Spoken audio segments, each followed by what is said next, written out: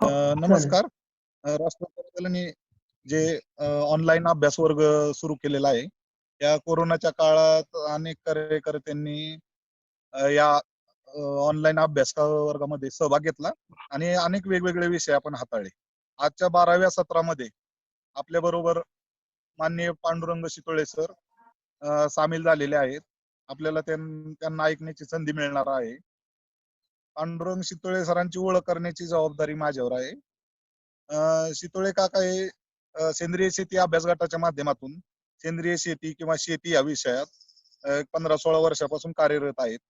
हजारो शेतकरी त्यांच्या या अभ्यास वर्गातून प्रशिक्षित होऊन आपापली शेती त्या पद्धतीने करत आहेत आणि तो अभ्यास वर्ग, त्याला नावच त्यांनी अभ्यास वर्ग दिले. आजही तो वेगवेगळे अनुभव शेतकरी त्यांच्याबरोबर शेअर करत असतात. अशा पद्धतीने सेंद्रिय शेतीमध्ये काकांचं एक मोठं काम आहे. दुसऱ्या बाजूला त्यांनी आनंददायी शिक्षण म्हणून या विषयात पण चांगलं काम केलेलं आहे आधी. आणि काकांचा त्यात पण चांगला हातखंडा आहे. एक उत्तम वक्ते आहेत. लोकांच्यात त्यांची वक्ते म्हणून एक चांगली ओळख आहे.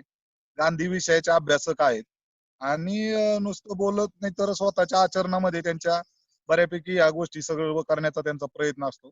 त्यांचं शिक्षणच कुरुळीच्या देसाईंचं जे स्कूल आहे, मणिबाई देसाईंचं, त्या स्कूलमध्ये त्यांचं शिक्षण झाल्यामुळं गांधी विचारांचा चांगला संस्कार त्यांच्यावर झालाय.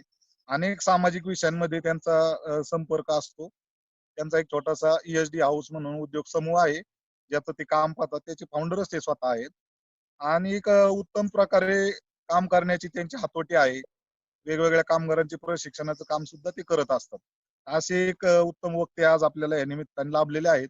पण आम्ही बरेच वेळा त्याचा आनंद घेतलेला आहे आणि काका, तुम्ही या निमित्ताने आपलं जे सेंद्रिय शेती, शाश्वत शेती आणि जीवनशैली या विषयावरचं व्याख्यान आहे ते सुरू करावं असं मी त्यांची विनंती करतो. धन्यवाद.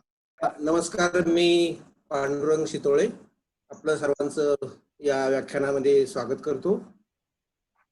मला जो विषय दिलेला आहे तो शाश्वत शेती आणि शाश्वत जीवनशैली असा विषय दिलेला आहे. छोट्याशा प्रार्थनेने आपण सुरू करूया. मी प्रार्थना म्हणतो, आपण फक्त ऐकलं तरी हरकत नाही. जे साध्य शक्य आहे ते निर्धार ते कराया, जे टाळणे अशक्य आहे ते शक्ती ते सहाय, मज काय शक्य आहे काय आहे अशक्य, माझे मज कळाया ते बुद्धी देवर आहे. आपण छोट्याशा प्रार्थनेने सुरू करूया. आज जो मला विषय दिलेला आहे तो सेंद्रिय शेती, शाश्वत शेती आणि जीवनशैली हा विषय दिलेला आहे. ज्या अर्थी संयोजकांनी हा विषय दिलाय त्याचा अर्थ त्यांना असं वाटतंय, मला वाटतं की आत्ताची शेती ही शाश्वत राहिलेली नाही, ती अशाश्वत झालेली आहे. आणि मग ती असेल तर त्या समस्येचा करता करविता कोण आहे, कशामुळे झालंय आणि त्याच्यावर उपाय काय, अशी मी मांडणी आपल्या समोर करायचा प्रयत्न करणार आहे. ह्या शेती जी शाश्वत होती ती अशाश्वत कशामुळे झाली? ती निसर्ग निर्मित आहे की ती मानव निर्मित आहे, याचा पहिल्यांदा आपल्याला उलगडा करावा लागेल. आपण सर्वजण समजू की ती बहुतेक असं समजतात की ती निसर्गाची कृपा आहे, परंतु व्याख्यान करता करता आपल्या असं लक्षात येईल की ते निसर्ग निर्मित नसून मानव निर्मित आहे. त्याची कारण काय आहेत? ही अशाश्वतता जी आली आहे त्याची कारण काय आहेत आणि परिणाम काय आहेत हे आपल्याला पाहिजे. आणि मग आपण जे काही आता उपाय करतोय सर्वजण मिळून, ते त्या कारणावर करतोय का त्याच्या परिणामावर करतोय हे सुद्धा आपल्याला बघायला लागेल. कोणती समस्या सोडवायची असेल तर तिच्या आपल्याला कारण आणि परिणाम हे दोन्ही समजावे लागतात. बऱ्याच वेळेला आपण कारण हे वरवर दिसतं म्हणून आपण कारणावरच उपाय करतो, पण खरं परिणामावर उपाय करतो, परंतु खरं आपल्याला कारणावर करायला पाहिजे. सुरुवात करताना मी आपल्याला एक छोटीशी स्लाइड दाखवतो. ती स्लाइड वाचता येईल का नाही मला माहित नाही, परंतु ती स्लाइड दाखवून आपण इथं दिलेलं आहे समस्या सोडवण्याची पद्धत. मध्यभागी समस्याची निर्मिती दिलेली आहे. समस्या ज्यावेळेस निर्माण होते त्यावेळेस तिचे काही परिणाम दिसतात आपल्याला, पण तिची काही मुळात कारणं असतात. बहुतेक आता आपण जी सगळी आपली उपाय करण्याची पद्धत आहे ती परिणामावरती आहे. त्याचं कारण असं आहे की परिणाम हे ताबडतोब दिसतात, ते पृष्ठभागावरती असतात आणि कारण मात्र मुळात असतात आणि ती शोधावी लागतात.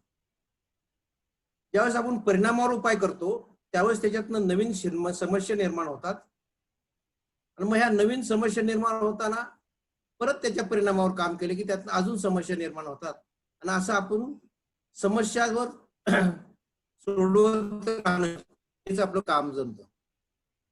आणि म्हणून आपल्याला आज बघायचंय ही जी समस्या आहे तिची कारणं काय आहेत आणि त्या कारणावर जर आपण उपाय केला तर ती समस्या परत उद्भवणार नाही असं मला वाटतं.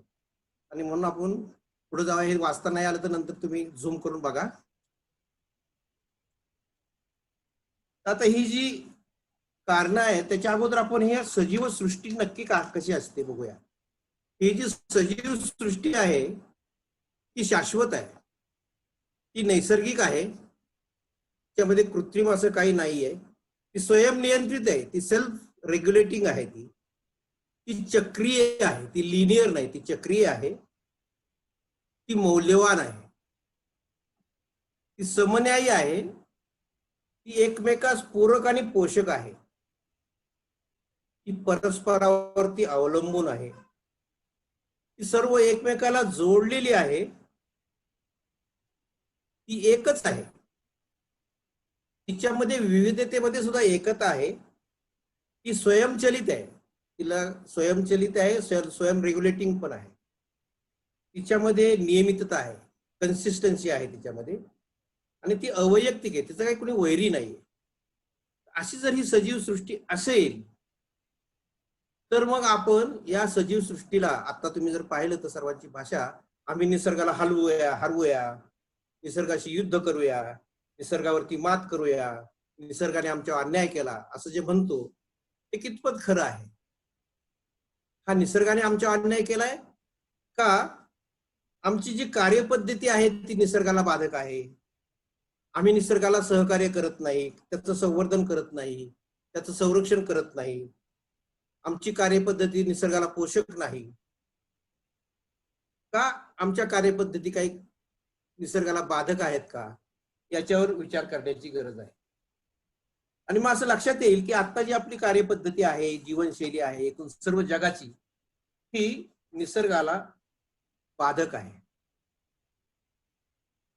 शेतीपुरता जर विचार केला तर आत्ताची जी शेती असायला पाहिजे शाश्वत, आत्ताची जी शेती आहे ती अशाश्वत आहे, ती तात्पुरती किंवा क्षणभंगूर असं वाटतं, काही दिवसात ती नाहीशी होईल असं लागतं. कारण ती तकलादू आहे, थोडीशी बेभरवशाची झाली असावी, अविश्वसनीय, तिच्यावर डिपेंडेबिलिटी कमी झालेली, तिचं स्वरूप जे आता ते अनिश्चित आहे आणि भविष्याबद्दल अंधार वाटतोय. आता जी आपल्याला शाश्वत शेती आपण म्हणतोय ती शाश्वत असायला पाहिजे, ती कायमस्वरूपी असली पाहिजे, ती टिकून राहिली, टिकाऊ पाहिजे, ती तिच्याबद्दल विश्वास असला पाहिजे, ती खात्रीची असली पाहिजे आणि ते स्वरूप आहे ते निश्चित असलं पाहिजे. ती केल्यानंतर भविष्यामध्ये आपल्याला त्यातनं काहीतरी उजेड दिसला पाहिजे. आता ही शेती व्यवस्थेची दोन टोकं तुम्ही पाहिली की आता आपली कशी आहे आणि कशी असायला पाहिजे. आता हे मानव निर्मित का आहे आणि मानव निर्मित कशामुळे झाली ते जर पाहिलं तर आपण सर्व निसर्ग चक्रामध्ये बाधा आणतोय.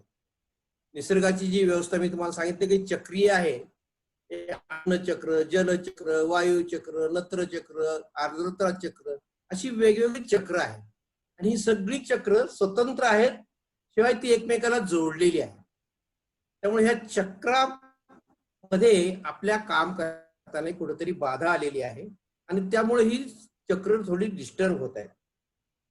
दुसरं आम्ही केले म्हणजे इतर जे सजीव आहेत ही सृष्टी समन्यायी सांगितलं मगाशी, म्हणजे ती काही फक्त माणसासाठी नाही, ती सर्व सजीवांच्यासाठी आहे. मग असं असताना आम्ही मात्र काही इतर सजीव जे आहेत त्यांच्या मूलस्थानामध्ये अतिक्रमण केले, त्यांच्या हॅबिटेटमध्ये आम्ही एन्क्रोचमेंट केलेली आहे. ही जी आमची कार्यपद्धती आहे एकूण, ती थोडी निसर्गाला पोषक नाहीये, ती बाधक आहे. जशी का कार्यपद्धती आहे तशीच आमची जीवनशैली सुद्धा आहे. आम्ही आमच्या गरजा ह्या अनावश्यक त्यातल्या मुख्य करून गरजा इतक्या वाढवलेल्या आहेत, त्यामुळं ते निसर्गावरती त्याचा ताण येतोय. त्या निसर्गाची तेवढी क्षमता नाहीये आणि त्याच्यापेक्षा जास्त आम्ही त्याच्याकडनं ओरबाडण्याचा प्रयत्न करतोय. आम्ही गरजा वाढवल्या, अपेक्षा वाढवल्या आणि एकूणच ही जी सजीव सृष्टीची संस्कृती होती ती नष्ट करण्यात चालतोय. त्याच्यामध्ये आमचा अहम वाढलाय. आपल्या आत्ताचे जर तुम्ही सर्व टीव्हीवरच्या बातम्या बघितल्या, त्यातनं त्या आत्ताच नाही, ते नेहमीच असं सांगतो की आपल्याला असं वाटतं की आम्ही निसर्गाला हरवूया. खरं म्हणजे निसर्गाचं ना आपलं काही वैर नाहीये. तो काही तुम्हाला त्रास द्यायला आलेला नाहीये, परंतु आपणच उलट त्याला त्रास देतोय. आपणच हवा, पाणी, जमीन, अन्न हे सगळं दूषित करतोय आणि निसर्गावर मात करू असं आपल्याला वाटतंय. खरं आपल्याला आता जर असं निसर्ग निर्मित का नाही असं म्हणत असेल तर, सूर्यप्रकाश पूर्वी जेवढा मिळत होता तेवढाच मिळतोय. 24 तासाचा दिवस आहे. चंद्रप्रकाश सुद्धा पूर्वीसारखाच पौर्णिमा, अमावस्याचा उतरता आणि चढत्या क्रमाने होतोय. समुद्राच्या पाण्याचं बाष्पीभवन सुद्धा नियमितपणे होत आहे. ऋतू, चक्र, नक्षत्र, तिथी ह्याही सगळ्या पूर्वीप्रमाणेच आहेत. अजूनही ज्वारी पेरली की त्याची ज्वारीच निर्माण होते, त्यात गहू होत नाहीत. एक दाणा टाकला की त्याची 100 दाणे होत आहेत. ही निसर्गाची ताकद आहे. हवेतील घटकांचं प्रमाण सगळीकडे सारखं आहे आणि उत्पत्ती, स्थिती आणि लय या नियमाप्रमाणे सर्व सजीवांचं चक्र चालू आहे. त्यामुळे ही आत्ताची जी अवस्था आहे ती निसर्गाची जी आपण केलेली आहे ती मानव निर्मित आहे आणि निसर्ग निर्मित नाही, हे याच्यावरून दिसू शकतं. आता ही जर मानव निर्मित असेल तर उपाय पण मानव निर्मितच करायला पाहिजे, परंतु ते जे उपाय आहेत ते मात्र परिणामावर न करता कारणावर केले पाहिजे. मी मगाशी सांगितलं की ते जो तक्ता दाखवला त्याच्यामध्ये कारण वेगळं असतं आणि परिणाम वेगळे असतात. परिणाम हे वरवर दिसतात, ते पृष्ठभागावरती असतात, त्याला आपण शूट म्हणूया. आणि कारण मात्र मुळात असतं, ते शोधावं लागतं, त्याचा शोध घ्यावा लागतो, त्याला आपण रूट म्हणूया. आपल्याला रूट कॉजला जायचंय, परिणामावरती नाही करायचं. तात्पुरते म्हणून परिणामावर कराई, परंतु परिणामावर उपाय केल्याने समस्या सुटणार नाही. आता उदाहरणच घेतलं तर शेती अशाश्वत का वाटते, तर शेती किफायतशीर राहिली नाही आणि हे सत्य आहे की शेती किफायतशीर नाहीये. पण मग शेती किफायतशीर नाही आहे तर शेती किफायतशीरचे कारण शोधली पाहिजेत.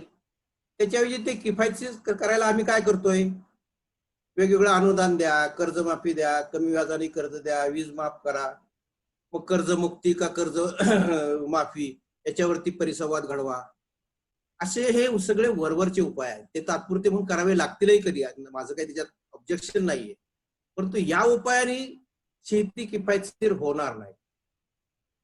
तर शेती किफायतशीर का राहिली नाही, तर शेतीचा आम्ही उत्पादन खर्च खूप वाढवलेला आहे.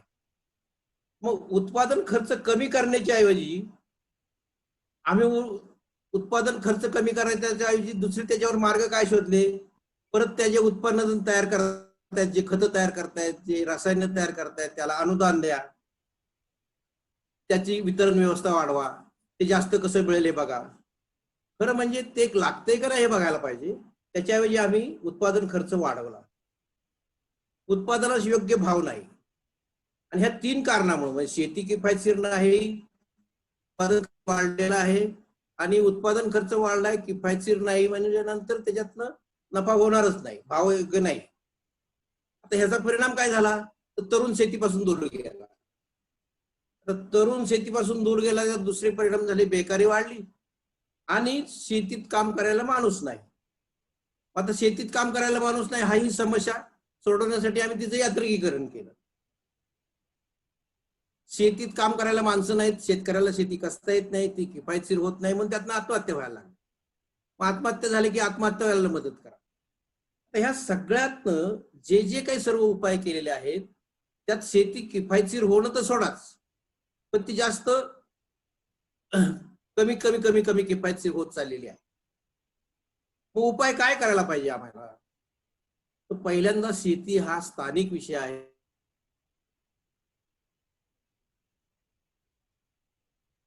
तो कुठं पडेल, ती जमीन कशी, विविध क्षेत्रात वेगळं वेगळं आहे.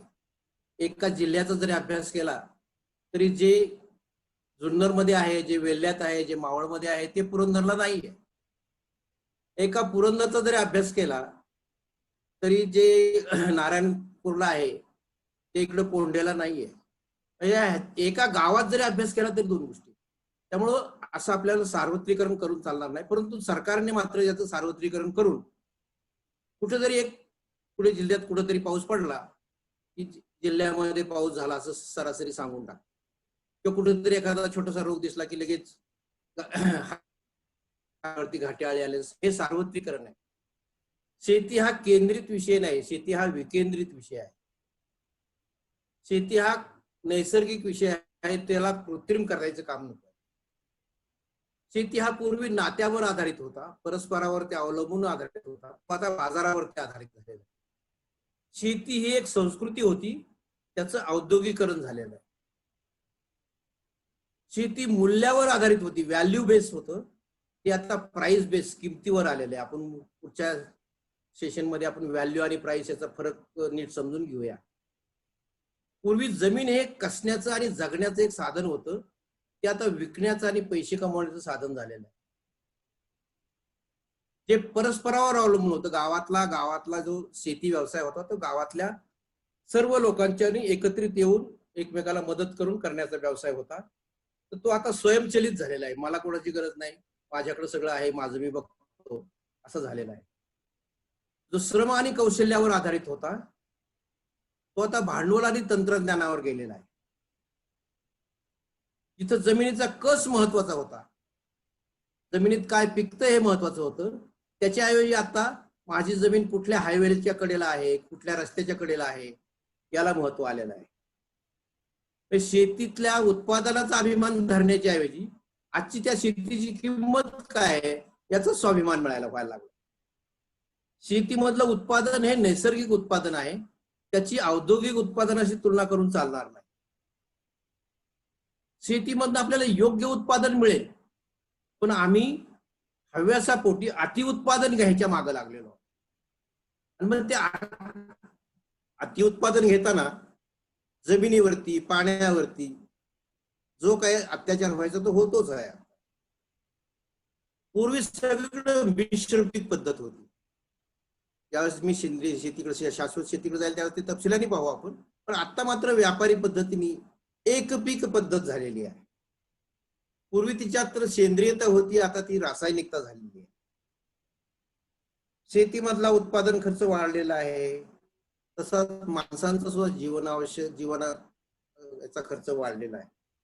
आणि आपली शेतीची जी क्षमता आहे, बेसिक मूलभूत क्षमता, तिच्याकडनं जास्त अपेक्षा व्हायला लागलेल्या, त्यामुळे ते त्या शेतीला ते झेपत नाहीये. आता ह्या सगळ्याचं मूळ जर बघितलं ना, तर ते आपण स्वीकारलेल्या विकास नीतीत आहे. आता हे तुम्ही सगळं ऐकल्यानंतर तुम्हाला असं वाटेल की काका आम्ही काही सुधारणा करूच नाही का, आमचा काही विकास होऊ नये का, आणि काही प्रश्न तुमच्या मनामध्ये निर्माण झाले असतील. ते प्रश्न तुमचे समजून मी मला सांगतो काय प्रश्न निर्माण झाले असतील आणि त्या प्रश्नाला काय उत्तर आहे ते आपण पाहू. पहिला प्रश्न ह्या सगळ्या सुरुवातीच्या मांडणीमधून असं दिसेल की आम्ही काय पैसा कमवूच नाही का, पैसा कमवणे हा काय अपराध आहे का, गुन्हा आहे का, आमच्यामध्ये काही सुधारणाच होऊ नये का, हे शेतकरी विचारतात आपल्याला. आमच्यामध्ये काही सुधारणा होऊ नये का, आमचा विकास होऊ नये का, शेतीमध्ये नफा कमवणं हा काही गुन्हा आहे का, तो काय अपराध आहे का, आमचं पण राहणीमान सुधारू नये का, आम्ही सततच काबाड कष्टच करत राहावं, आम्ही सतत पूर्वीच्या रानटी अवस्थेतच राहावं का, आमचं कष्ट वाचवण्यासाठी आम्ही काही उपाय करू नयेत का, आमचा वेळ वाचण्यासाठी आम्ही काही यांत्रिकीकरण करू नये का, शहरी लोकांना ज्या सुविधा आहेत त्या आम्हाला मिळाव्या ह्या अपेक्षा केली तर ती काय आमची चुकीची आहे का, आमच्या ह्या ज्या वाढीव गरजा आहेत त्याची आम्ही पूर्तता कशी करायची, आणि आम्ही हे जे आमचं जीवनमान आहे ते सुखकर करण्यासाठी पैसा कुठून आणायचा, असे अनेक प्रश्न शेतकऱ्यांच्या मनामध्ये निश्चित निर्माण झालेले असतील. आणि ह्या कुठल्याच्याही मी विरुद्ध नाहीच आहे. हे सगळं आपल्याला करायचंय, हे सगळं व्हावं अशी इच्छा आहे. पण ते त्या निसर्गाने घालून दिलेल्या परिघाच्या आत आपल्याला करायचं. निसर्गाच्या काही मर्यादा आहेत, त्या मर्यादेत आपल्याला हे सगळं करायचं. हे सगळं जरूर करायचंय, प्रत्येकाचं करायचं. महत्वाचं म्हणजे ते तर एकाच माणसाचं नाही तर सर्व जगातल्या सर्व लोकांचं व्हावं. पण ते करताना आपला जो मूळ पाया आहे नैसर्गिक साधन सामुग्री, त्याचं शोषण न करता आपल्याला हा विकास करायचा.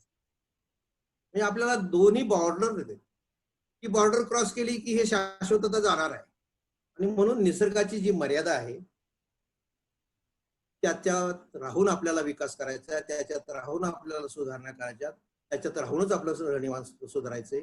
तेवढंच यांत्रिकीकरण करायचे, तेवढंच सुलभीकरण करायचे. त्याच्यापेक्षा जास्त यांत्रिकीकरण, त्याच्यापेक्षा जास्त सुलभीकरण, त्याच्यापेक्षा जास्त हव्यास, त्याच्यापेक्षा जास्त उत्पादनाची आशा, हे निसर्गाचं ओरबडणं होईल. आणि निसर्गाला जर आपण ओरबडायला लागलो तर ते जे आता जे तुम्हाला दुष्परिणाम दिसत आहेत ते सगळे परत आपल्याला भोगायला लागतात.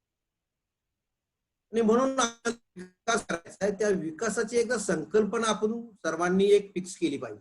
नक्की विकास तरी कशाला म्हणायचो, आणि आत्ताचा विकास आपण कशाला म्हणतोय, आणि खरा विकास कशात आहे. आत्ताचा जो विकास आहे एकूण सर्व तो जीडीपी बेस आहे, म्हणजे ग्रॉस डोमेस्टिक प्रॉडक्ट. ज्या राष्ट्राचा जास्त ते जास्त श्रीमंत, आणि ज्याचा कमी ते गरीब.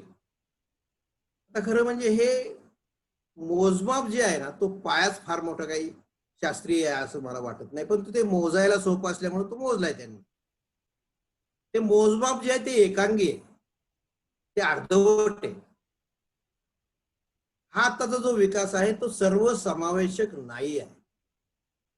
आणि तो सर्वसमावेशक असल्यामुळं श्रीमंत आणि गरिबामधली दरी वाढतच जाते दरवेळेला. तुम्ही दरवेळेचे जर भारतातल्या 100 श्रीमंतातले किंवा जगातल्या 100 श्रीमंताचे आकडे पाहिले, असं लक्षात येतं की हे तर सगळ्यांना माहिती आहे, मी तुम्हाला सांगायची गरज नाही की 80% संपत्ती ही या 20% किंवा 10% लोकांच्याकडेच असते. पूर्वी होते, आता ती 5% लोकांकडे आलेली. म्हणजे संपत्तीचं विकेंद्रीकरण होण्याऐवजी केंद्रीकरण होते. तसंच ह्या सगळ्या विकासाच्या पद्धतीमुळे महत्वाचा जो भाग आहे तो निसर्गाचं शोषण होते आपल्याला. यातनं समस्या वाढतायत. तुम्ही आज बघा, कुठलीही कॉर्पोरेशन, कुठलंही राज्य किंवा कुठलाही देश आपणच निर्माण केलेल्या समस्या सोडवण्यातच बिझी आहे.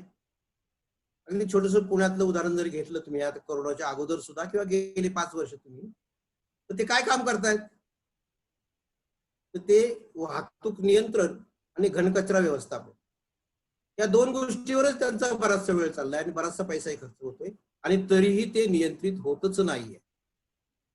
मग ह्या सर्व जर समस्या आम्ही निर्माण केलेल्या आहेत, या विकासाची जी दिशा आहे त्यातून जर समस्या निर्माण होत आहेत, आणि मग त्या समस्या सोडताना खर्च होतो, आणि खर्च झाला की जीडीपी वाढतो, जीडीपी वाढला की आम्हाला वाटतं विकास झाला. अशा अनेक उदाहरणं मी आपल्याला देऊ शकेल की जे खरं म्हणजे जीडीपी वाढ नाहीये. म्हणजे वृद्धाश्रम वाढणं, अनाथाश्रम वाढणं, अपघात वाढला की जीडीपी वाढतो. ही काही पोलीस स्टेशन वाढणं, कोर्ट कचेऱ्या वाढणं, दवाखाने वाढणं, उदाहरणार्थ फार्मास्युटिकल इंडस्ट्री वाढते. सगळ्यात जगात सगळ्यात जरी मंदी असली तरी ह्या इंडस्ट्रीला मंदी कमी असते. पण खरं म्हणजे औषधाचं व्यापार वाढणं हे काही चांगल्या विकासाचं लक्षण नाहीये. आता तुम्ही या कोरोनाच्या काळामध्ये बघितलं असेल की औषध ही जीवनावश्यक वस्तू, की ती जीवनावश्यक कशी असू शकते. म्हणजे किराणा दुकानं नाही उघडली तरी चालतील, पण औषधाची दुकानं उघडली पाहिजे. किराणा दुकानं उघडली नाही चालेल, पण दारूची दुकानं उघडली पाहिजे. हा आपला जो बेसिक विचार आहे विकासाबद्दलचा, तो एकदा आपण तपासून पाहायला पाहिजे. त्याची दिशा खरोखरच आपल्याला काही इष्टतळी नेणार आहे का त्यातनं आपला कडेलोट होणार आहे, हे सुद्धा समजून घेतलं पाहिजे. कारण ही समस्या वाढवणारी विकास, हा जो विकास झालाय ती खरोखरच आपली ताकद आहे का ती आलेली सूज आहे, हे सुद्धा एकदा समजून घेतलं पाहिजे. कारण करन्सी ही सूज आलेली भाग असते, ती काही खरी ताकद नसते. ताकद जी आहे ती इनबिल्ट असते, ती मुरलेली असते, ती अशी वर दिसत नाही ताकद. आणि ह्या सगळ्या जीडीपी मधनं जर तुम्ही प्रदूषित झालेली जमीन, हवा, पाणी, अन्न, त्याची किंमत आपल्याला मोजता येत नाही, ती जर वजा केली तर तुमचा खरंच नगद विकास झालेला आहे का? असं दिसेल की विकास नाही झालेला. पण आपल्याकडे किती रुपयाची आम्ही हवा दूषित केली आणि किती रुपयाचं पाणी दूषित केलं हे आम्हाला सांगता येत नाही. पण पाण्याच्या उदाहरणावरून सांगता येईल की आम्हाला पाण्यावरती आता किती खर्च करतोय आणि ते पाणी कोणी अशुद्ध केले, आम्हीच अशुद्ध केले पाणी, आणि आज आम्ही पाण्याच्या शुद्धीकरणावरती करोडो रुपये खर्च करतो. ही जी समस्या निर्माण झालेली आहे ती जर आम्ही निर्माण केली असेल तर पाणी अशुद्ध का झालं याच्याकडे बघायला पाहिजे होतं. तपशिलाने आपण पुढे बघूया.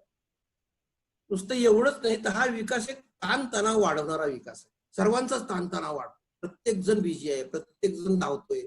तो धावतोय म्हणून मी धावतोय, मी धावतोय म्हणून तो धावतोय, आणि ह्याच्यात जिंकत कोणीच नाही, कारण सगळेच धावताय. प्रत्येक धावणाऱ्याच्या पुढे कोणतरी आहे आणि तुलना करून आम्ही जगतोय. बघा, ती माझी गरज आहे का नाही मी हे बघत नाहीये. माझ्या मित्राकडे आहे, माझ्या नातेवाईकाकडे आहे म्हणून मला ते घ्यायचंय, अशा आम्ही तुलना करून आपल्या गरजा वाढवतोय. ते करताना आम्ही सामाजिक सलोखा नष्ट केलाय, एकमेकाबद्दलच्या असलेल्या भावभावना नष्ट केलेल्या आहेत, अनावश्यक गरजा वाढवलेल्या. आणि हा आता जो जीडीपीचा जो मी तुम्हाला सांगितलं, तर मी अनेक वेळा असं पाहतो की जीडीपी वाढतो 5% आणि महागाई वाढते 6%. हा काही विकास आहे का? पण हे सगळं जे निगेटिव्ह आहे ते झाकून ठेवतात आणि पॉझिटिव्ह आहे ते आपल्या समोर आणतात, आणि म्हणून आपल्याला हा विकास वाटतो. परंतु ही आत्ताची जी पद्धत आहे विकासाची ती किती अशाश्वत आहे, किती थिन लाईन वरती आहे, किती तकलादू आहे हे आता याच्या मांडणीवरनं कळेल. मग आपल्याला विकास कसा हवा आहे त्याच्याकडे आपण जाऊया. सर्वात पहिल्यांदा तो पर्यावरणाचा समतोल राखणारा विकास आम्हाला हवा आहे. तो चिरकाल आणि टिकाऊ विकास आम्हाला हवा आहे. तो शाश्वत विकास आम्हाला हवा आहे. तो सर्वसमावेशक विकास आम्हाला हवा आहे. आणि हे सर्वसमावेशक म्हणतोय त्यावेळेस केवळ मानव मी गृहीत धरलेला नाही. ही जी सृष्टी आहे ती सर्व सजीवांची आहे आणि त्या प्रत्येकाचा काही ना काहीतरी रोल आहे, त्याचं काहीतरी त्याचं एकमेकाशी नातं आहे, त्याची एक चेन आहे, आणि ती कुठेही ब्रेक झाली की तुमचा पर्यावरणामध्ये बाधा येणार आहे. ही सर्व सजीवांच्या आरोग्याला सुद्धा पोषक व्हायला पाहिजे. आज आमचं वेगवेगळ्या कारणांनी इतकं आरोग्य ढासळलंय की आम्हाला असं वाटतं की औषधांनीच आमचं आरोग्य सुधारतं. औषधांनी आरोग्य काही सुधारत नाही. औषधांनी फक्त तुम्हाला सस्टेन करता येईल काही दिवस, पण ते काही तुमचं आरोग्य नाही सुधारत. या सगळ्यामध्ये आमचा नैसर्गिक साधन सामग्रीचा वापर वाढवायचा नाही, तो मर्यादित करायचा आहे, तो सीमित करायचा. याचा अर्थ आमच्या गरजा नाही पुऱ्या करायच्या का? तर आपण गरजांचा प्राधान्यक्रम ठरवून, ज्यावेळेस गरजाच्या प्राधान्यक्रमची स्लाइड दाखवेल त्यावेळेस तुमच्या लक्षात येईल की आपल्या ज्या मूलभूत गरजा आहेत त्या सगळ्या पुऱ्या करूया, पण चैन, प्रतिष्ठा. तुषार तुषार बोला बोला सर, ऐकायला येतंय. नाही, हा त्याला मी इथे बॅटरी लो काहीतरी इंडिकेशन. तर असा हा विकेंद्रित विकास पाहिजे. बॅटरी लो काहीतरी आलं, विकेंद्रित पद्धतीचा विकास पाहिजे, आणि ज्याच्यामधनं नवीन समस्या उद्भवणार नाहीत असा विकास आपल्याला हवा आहे. आता हे सगळे निकष काही मोजमाप करता न येणारे सुद्धा असू शकतील, पण त्या अनुभवता येतील आपल्याला. सगळ्याच बाजू नाही काही मोजता यायचं तुम्हाला, परंतु अनुभवता येतील आणि एक चांगली जीवनशैली आपल्याला जगभरामध्ये प्रस्थापित होऊ शकेल. आता सामान्य माणूस म्हणून हा प्रश्न आहे की ह्यातलं मी काय करू शकतो, कारण ह्यातलं बरंच आपल्या आवाक्याच्या बाहेर असेल, आपल्या क्षमतेच्या बाहेर असेल. पण आपल्या आवाक्यात काय आहे, तर आपल्या कुटुंबापासून किंवा वैयक्तिक आपल्यापासून सुरू करून आपल्या गरजा सीमित करणं तरी आपल्या हातात आहे का? आपल्या गरजा ठरवू आपण, परंतु आपलं स्वतःची जीवनशैली तरी आपल्याला या प्रमाणे करता येईल का हे आता आपल्याला बघता येईल. आता हे मी मला जो विषय दिलाय तिकडे जाण्यापूर्वी काही बेसिक गोष्टी एक दोन तीन क्लिअर करतो, मग आपण तिकडे जाऊया.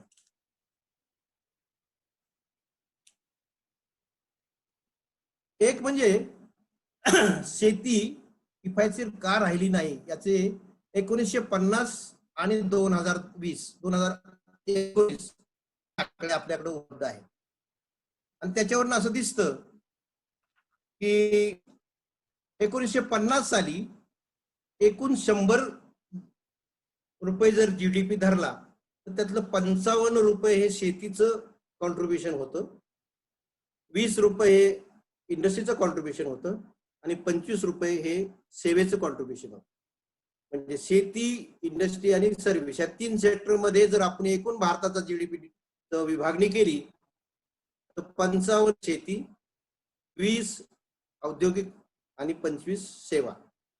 ते जर 18-19 पाहिलं तर शेतीचं जीडीपी मधलं कंटेंट 13% आलेलं आहे, म्हणजे 55 वरनं ते 13%ला घसरलेलं आहे. इंडस्ट्रीचं 20 वरनं 30 वरती गेलेलं आहे आणि सर्व्हिस सेक्टरचं मात्र 25 वरनं 57% झालेलं आहे. त्याच्यावरनं काय दिसतंय बघा, या तिन्ही प्रकारच्या इंडस्ट्री उद्योगामध्ये बेसिक फरक आहे. शेतीमध्ये नवनिर्मिती आहे, इंडस्ट्रीमध्ये निर्माण झालेल्याची जोडणी करण्याचं आहे किंवा कन्व्हर्जन आहे, ट्रान्सफॉर करता येते ते. आणि हे दोन चांगले चालले की त्याला सेवा देण्याची इंडस्ट्री आहे. हे तिन्ही एकमेकाला आवश्यक आहेत, गरजेचे आहेत, कुठलाही काही यातला टाकाऊ नाही. पण जो मूलभूत उद्योग आहे शेती, ज्याच्यात नवनिर्मिती होते आहे, त्याचं कॉन्ट्रीब्युशन 2020 साली 55 वरून 13 वरती आलेलं आहे. आता खरं जर पाहिलं तर 1950 आणि 2018 यामध्ये लोकसंख्या चौपट झालेली आहे. चौपट लोकसंख्याचं पालन पोषण भरण पोषण करून सुद्धा जीडीपी मधलं कॉन्ट्रीब्युशन 1/4 झाले. म्हणजे शेती हा आर्थिक दृष्ट्या एकूणच नियोजनामध्ये दुर्लक्षित राहिलेला विषय आहे, याच्यावर कळत. आता हे जर असेल तर मग आपल्याला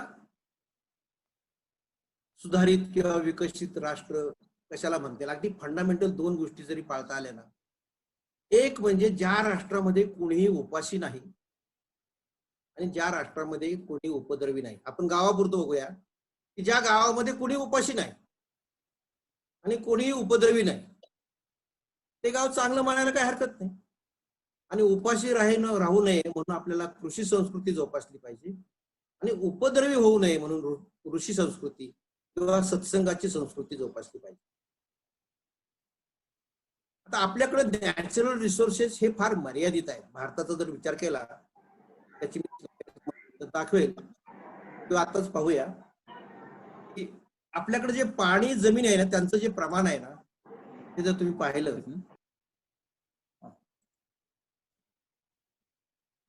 दुसरी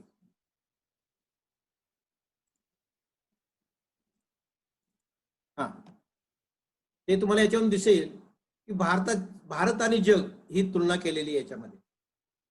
असं दिसतंय लोकसंख्येचा, आता आकडेवारी पण ठीक आहे, त्यांनी काय जगात लोकसंख्या 630 कोटी होती, त्यावेळेस भारताची 121 कोटी होती. जगात जर 100 लोक असतील तर त्यातले 18 लोक भारतात होते, ते आता 19 झालेले आहेत.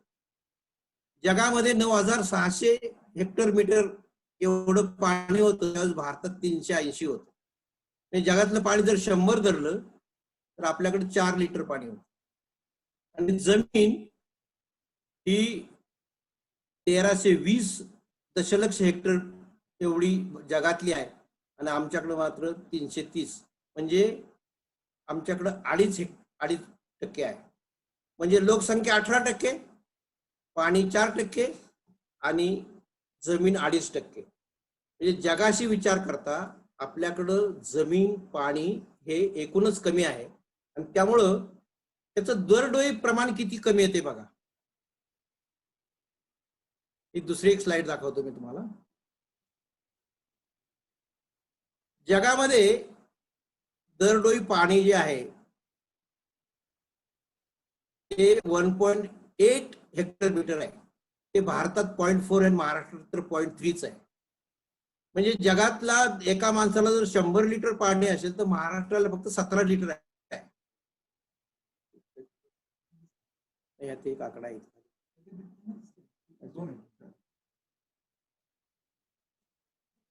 जगामध्ये एकूण जमीन जी आहे ते 2.6 हेक्टर पर दरडोई आहे. आपल्याकडे मात्र ती 0.3 0.24 वगैरे अशी आहे. आता दरडोई जमीन आणि पाणी एवढं जर कमी असेल तर जे आपल्याकडे कमी आहे ते आपण काळजीपूर्वक वापरलं पाहिजे. आणि आम्ही तर तुलना करताना इतर राष्ट्राची करताना ती तुलना सुद्धा किती अयोग्य किंवा अशास्त्रीय आहे असं बघा की आमच्याकडे हे नॅचरल रिसोर्सेस मुळातच कमी आहे. आता कमी असलेल्या नॅचरल रिसोर्सेसचा वापर आम्ही किती जास्त प्रमाणात करतो यासाठी एक मी पाण्याचं उदाहरण तुम्हाला देतो की जो आम्हाला माहितीच नाही आमचा वापर किती आहे. अगदी 100 लोक जमा केले त्यांना जर विचारलं की तू रोजचं पाणी किती वापरतो तर फार तर एखादा पुण्यातला असेल तर 200-250 लिटर सांगेल, तालुका प्लेसचं 100 सांगेल, गावाकडचा 25 सांगेल, मुंबई मधला असेल तर तो 500 सांगेल. तर 200-250 लिटर ही सरासरी रोजचा वापर पडतो. पण हे जे आहे ना हे सगळं प्रत्यक्ष पाणी आहे. आम्ही जे अप्रत्यक्ष पाणी वापरतो ज्याला व्हर्च्युअल वॉटर म्हणतात, एम्बेडेड वॉटर म्हणतात किंवा त्याला वॉटर फुटप्रिंट म्हणतात, तो आमचा 4000 लिटर आहे. आता जर तुम्ही ऐकणारा सर्वांना वाटलं की तुम्ही प्रत्येक जण रोज 4000 लिटर पाणी वापरता तर तुम्हाला म्हणजे अर्धा टँकर, तर ते तुम्हाला वाटेल की हे काहीतरी अशक्य बोलतात. पण तुम्ही हे सगळं वेबसाईटवरती उपलब्ध आहे, कुठले आकडे तुम्ही पाहू शकता की आपला दरडोई वापर 4000 लिटर आहे. तो कसा आहे, हे सगळं उरलेलं पाणी आहे ते अप्रत्यक्ष आम्ही वापरतो. आता अप्रत्यक्ष म्हणजे बघा एक उदाहरण म्हणून 1 किलो साखर तयार व्हायला किती पाणी लागतं हा सामान्य प्रश्न जरी विचारला, अगदी शेतकऱ्याला विचारला तर नाही सांगता येणार, परंतु अगदी तज्ञांना विचारला, साखर कारखानदाराला विचारला तरी ते 100, 200, 300, 500च्या पुढे त्यांचा आकडा जात आहे, परंतु ते 4000 लिटर आहे. म्हणजे आम्ही ज्यावेळेस पाण्याची बचत करू म्हणतोय त्यावेळेस दाढी करताना अर्धा नळ करू, त्यांनी वाचायलाही 5-10 लिटर, ते जरूर वाचवा, त्याच्याबद्दल काही वाजवत नाही. पण केवळ महिन्याला जर साखर आम्ही जी काय घेत असू तर 1 किलो जर कमी करू शकलो तर 4000 लिटर पाणी वाचवणार आहात. असं तुम्हाला वेगवेगळं जे तुम्ही वापरता त्याच्या निर्मितीच्या पासून ते पार तुमच्या वापरापर्यंत वेगवेगळ्या ठिकाणी पाण्याचा वापर होतोय. पाण्याशिवाय कुठलीही गोष्ट तयार होऊ शकत नाही, पाणी वापर होतो. आणि म्हणजे ही जी पाण्याची बेरीज आहे त्याला वॉटर फुटप्रिंट म्हणतात. एक 12 पाणी इंग्रजी किंवा मराठी वर्तमानपत्र जर घेतलं तर ते एक वर्तमानपत्र तयार व्हायला 600 लिटर पाणी लागतं. एक A4 साईजचा कागद तयार व्हायला 25 लिटर पाणी लागतं. अशा वेगवेगळ्या गोष्टी तुम्हाला प्रत्येक जण जे आपण वापरतो त्यामुळे आपला अप्रत्यक्ष पाण्याचा वापर खूप वाढतो. आणि म्हणून आपण जर गरजा कमी केल्या, अनावश्यक गरजा कमी केल्या तर 2 वर्तमानपत्र घेत असतात, एकच घेतलं, नाही घेतलं, काय ठरवा तुम्ही, पण तर आपण हा पाण्याचा वापर अप्रत्यक्ष कमी करू शकतो. दुसरं एक मला पाण्याच्या वापराबद्दल उदाहरण द्यायचे ते म्हणजे पाणी किती आहे यापेक्षा कसं काटकसरीने वापरता यावरती बरंचसं अवलंबून आहे. म्हणजे भारतापुरता विचार केला तर सर्वात जास्त पाऊस चेहरापुंजीला पडतो. तो चेहरापुंजीला जो पाऊस पडतो तो 12,000 मिलीमीटर वगैरे आहे. आणि जैसलमेर राजस्थान मधलं सर्वात दुर्मिळ ठिकाण, सर्वात भारतातलं कमी पाऊस पडणारं ठिकाण आहे, तिथे मात्र 200 मिलीमीटर पडतो. म्हणजे हे प्रमाण जे आहे ते खूपच व्यस्त आहे. पण आपल्या असं लक्षात येईल, सरकारी दरबारी सुद्धा जे आकडे मिळतील आपल्याला, की चेहरापुंजीला काही दिवस टँकरनी पाणी घ्यावं लागतं आणि जैसलमेरला मात्र वर्षभर पुरेल एवढं पाणी तळघरात साठवलेलं असतं. आता हे याच्यावरून असं दिसतं की आम्ही पाणी जे आहे ते काटकसरीने वापरलं पाहिजे. शेतीपुरता विचार केला तर ज्या पिकासाठी पाणी जास्त लागते ती पिकं शक्यतो टाळली पाहिजेत. आणि विशेष करून जिथं जर पाणी कमी आहे तिथं तर नक्कीच टाळली पाहिजे. महाराष्ट्रापुरता जर विचार केला, मी काही साखर कारखाने किंवा ऊसाच्या विरुद्ध नाही, पण तो किती असावा याच्या नक्की विरुद्ध आहे की आमची साखरेची गरज किती, आम्ही साखर निर्माण करतो किती. आज असं दिसतं की सर्वात जास्त साखर कारखाने सोलापूर आणि अहमदनगर जिल्ह्यात आहेत. सर्वात जास्त साखर कारखाने असलेले हे दोन जिल्हे, तिथं सर्वात कमी पाऊस आहे. आता हेच रिपिटेशन विदर्भात व्हायला लागलंय, हे मराठवाड्यात व्हायला लागले. आणि मग मात्र म्हणजे एका बाजूला साखर कारखाने दिसत आहेत, दुसऱ्या बाजूला आम्ही रेल्वेने पाणी आणतो. आता इतका जर विरोधाभास झाला असेल तर आपण त्याच्यावर केव्हा तरी विचार करणार की नाही की आम्ही साखर, केळी, द्राक्षे किंवा जी काही वॉटर इंटेन्सिव्ह क्रॉप्स आहेत ते आम्ही किती बनवणार, किती करणार. हा शेती नियोजनाचा एक भाग का असू शकत नाही. याचं कारण असं आहे की आणि शेतकऱ्याच्या दृष्टीने विचार केला तर तो ज्याच्यात जास्त 4 पैसे जास्त मिळतात ते करतो. ऊसामध्ये खात्रीने मार्केटिंग करावं लागत नाही, तो विकला जातो. तिथं दर्जाचा प्रश्न नाही, रोगराईचा प्रश्न नाही, म्हणून तो करतो. ते सोपं आहे, काय हरकत नाही. पण जर आमची व्यवस्था अशी असेल की ऊसा एवढेच पैसे त्याला कडधान्यात मिळत आहेत तर तो तो नक्कीच करेल. या सृष्टीमध्ये कमी पाऊस असणारे पिकं आहेत ना, कडधान्याची पिकं आहेत. अगदी फळामध्ये जर तुम्ही घेता तर सीताफळ पीक असं आहे की त्याला सर्वात कमी पाणी लागतं आणि सर्वात चांगले भाव सुद्धा आहेत. पण आम्ही पाण्याप्रमाणे शेती नियोजन न करता बाजाराप्रमाणे शेती नियोजन केल्यामुळं मग शेतीचा पाण्याचा तुटवडा निर्माण झालेला आहे. आता हे सगळं का होतंय बघा. म्हणजे तर आम्हाला उपयुक्त आणि उपलब्ध हा फरक आपण जरा थोडा समजून घेऊया. हे जरा जड आहे पण तरी तुम्ही विचार केला की लक्षात येईल. निसर्गाची जी निर्मिती आहे ना ती उपयुक्ततेनुसार आहे आणि मानवाने जी किंमत ठरवली ती मात्र उपलब्धतेनुसार ठरवली. हे थोडंसं सोपं करतो मी. म्हणजे जे जास्त उपयुक्त आहे ते जास्त बनवलं. सर्वात उपयुक्त काय आहे तर हवा आहे. ती सर्वांना लागते, सतत लागते, म्हणून हवा सर्वात जास्त आहे बघा. त्या वातावरणामध्ये सर्वात हवा जास्त आहे आणि ती सर्वांना फुकट आहे, सर्वांच्या नाकाजवळ आणून ठेवलेली. त्याला कुठला जीएसटी नाही, ट्रान्सपोर्ट नाही, अफ्रा नाही, काही नाही. ही निसर्गाची केलेली व्यवस्था आहे तुमच्यासाठी. त्याच्यानंतर पाणी सुद्धा सर्वत्र उपलब्ध आहे, मुक्त आहे. त्याच्यानंतर अन्न, थोडस कष्ट केले की अन्न मिळेल. म्हणजे ही निसर्गाची जी निर्मिती आहे ती उपयुक्ततेनुसार आहे. जिथं जे जास्त उपयुक्त आहे ते जास्त केलं, जे कमी उपयुक्त ते कमी केलं. चांदी, सोनं, प्लॅटिनम हे कमी उपयुक्त ते म्हणून ते कमी निर्माण केलंय. त्याची गरज नाही जगण्यासाठी. पण याचा उलटा अर्थ आम्ही काय घेतलाय बघा की चांदी, सोनं, प्लॅटिनम हे महाग का आहे तर ते कमी उपलब्ध आहे आणि हवा, पाणी, अन्न हे जास्त उपलब्ध आहे म्हणून त्याची किंमत कमी ठेवली आहे. आपण असा विचार करूया की जर आम्ही जसं सोनं जपतो तसं आम्ही पाणी, अन्न, हवा जपली असती तर या कुठल्याच समस्या निर्माण नसते झाल्या. आणि म्हणून आम्हाला ती किंमत ठरवण्याचा जो भाग आहे तो उपयुक्ततेवरती अवलंबून असला पाहिजे, पद्धतीवरती नाही आहे. अजून एक कॉन्सेप्ट आपण समजून घेऊया, तो म्हणजे मूल्य आणि किंमत. हे व्हॅल्यू आणि प्राइस. अनेक अशा वस्तू आहेत की ज्याचं मूल्य खूप आहे पण त्याला प्राइस नाही. समजा आता मी तुम्हाला सांगितलं, तुम्ही ज्या घरात तुम्ही बसलेला आहात तिथं दरोडा पडणार आहे आणि तुम्ही मौल्यवान वस्तू जपा. तुम्ही काय जपाल? तुमच्याकडचा मोबाईल जपाल, तुमच्याकडचं पाकिट सांभाळाल, तुमचे दागदागिने सांभाळाल,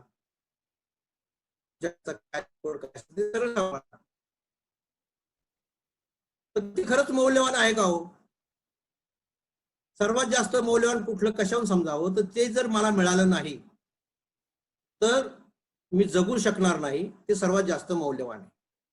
हवा मिळाली नाही तर मी काही मिनिटात मरेल, पाणी मिळालं नाही तर मी काही तासात मरेल, अन्न मिळालं नाही तर मी काही दिवसात मरेल. म्हणजे हा मौल्यवानाचा क्रम आहे. तर असं काय आपल्याला वाटलं नाही की मी थोडी हवा ठेवून घेईल, मी सोनं ठेवून घेतलंय, पण तेच जर मला सोनं जन्मभर नाही मिळालं तरी मी काही मरणार नाही. असे कित्येक लोक त्यांनी सोनं पाहिलेलंही नाही किंवा वापरलेलं नाही, तरी ते व्यवस्थित जिवंत आहेत. आणि म्हणून आमचा जो खरेदी करण्याचा असो किंवा एखाद्या वस्तूकडे पाहण्याचा दृष्टिकोन आहे, त्याच्यामध्ये मूल्य किती आहे, ती केवळ किंमत जास्त आहे म्हणून मी नाही घेणार, मी त्याच्यामध्ये मूल्य किती आहेत म्हणून मी घेईन. हे अशा मूल्य हे स्थिर असतं. किंमत व्हेरी होते, मूल्य बदलत नाहीत. मूल्य ही इनबिल्ट आहेत. आणि म्हणून आपण मूल्य बघून विकत घ्यावं, प्राइस बघून घेऊ नये. प्राइस चेंज होती. तर ह्या सगळ्या संकल्पना समजून घेतल्यानंतर आपण आपल्या मूळ विषयाकडे जाऊया, आणि तो आहे शाश्वत शेती आणि शाश्वत जीवनशैली. आता ही शाश्वत शेती आहे ना, शेतीची आजची व्यथा नक्की काय आहे ही थोडी जर समजून घ्यायची असेल, एक छोटीशी कविता आहे, ती माझीच आहे, तर मी ती वाचतो. की एका कवितेमध्ये आजची शेतीची अवस्था काय आहे, कारण जोपर्यंत आम्हाला अवस्था समजत नाही तोपर्यंत तिच्या उपाय तरी काय करणार आम्ही. आणि शहरी वाशांना दूरदूरनं वरनं माहिती आहे, परंतु नक्की काय अवस्था आहे ही तिथं जो राहतो त्यांच्याशी जो संपर्क असतो त्याला जास्त लक्षात येतं. आणि म्हणून मी कृषकची व्यथा, शेतकऱ्यांची आजची व्यथा काय आहे, एक छोटीशी कविता आहे, ती वाचतो, ती तुम्ही शांत चित्ते ऐका. त्याचं ध्रुपद आहे, कधी सुलतानी दिस कधी रात, व्यथा सांगतो धन्यास न्याय द्यावा पदरात. हे सुलतानी आणि आसमानी अशा दोन्ही संकटात शेतकरी सापडलेला आहे आणि तो धन्यास म्हणजे जनतेला न्याय मागतोय. तर त्याची व्यथा काय आहे बघा खाली.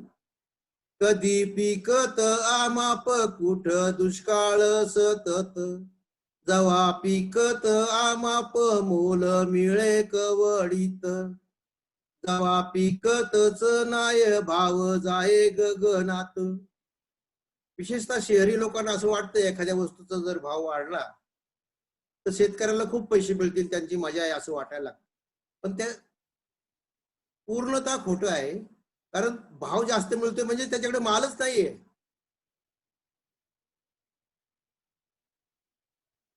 कोण तापतो उन्हात, कोण बुडतो पुरात, पेरणी सहाय घात नाय बियाण घरात, बीजसार संकरित नाय सत्व पोषणात.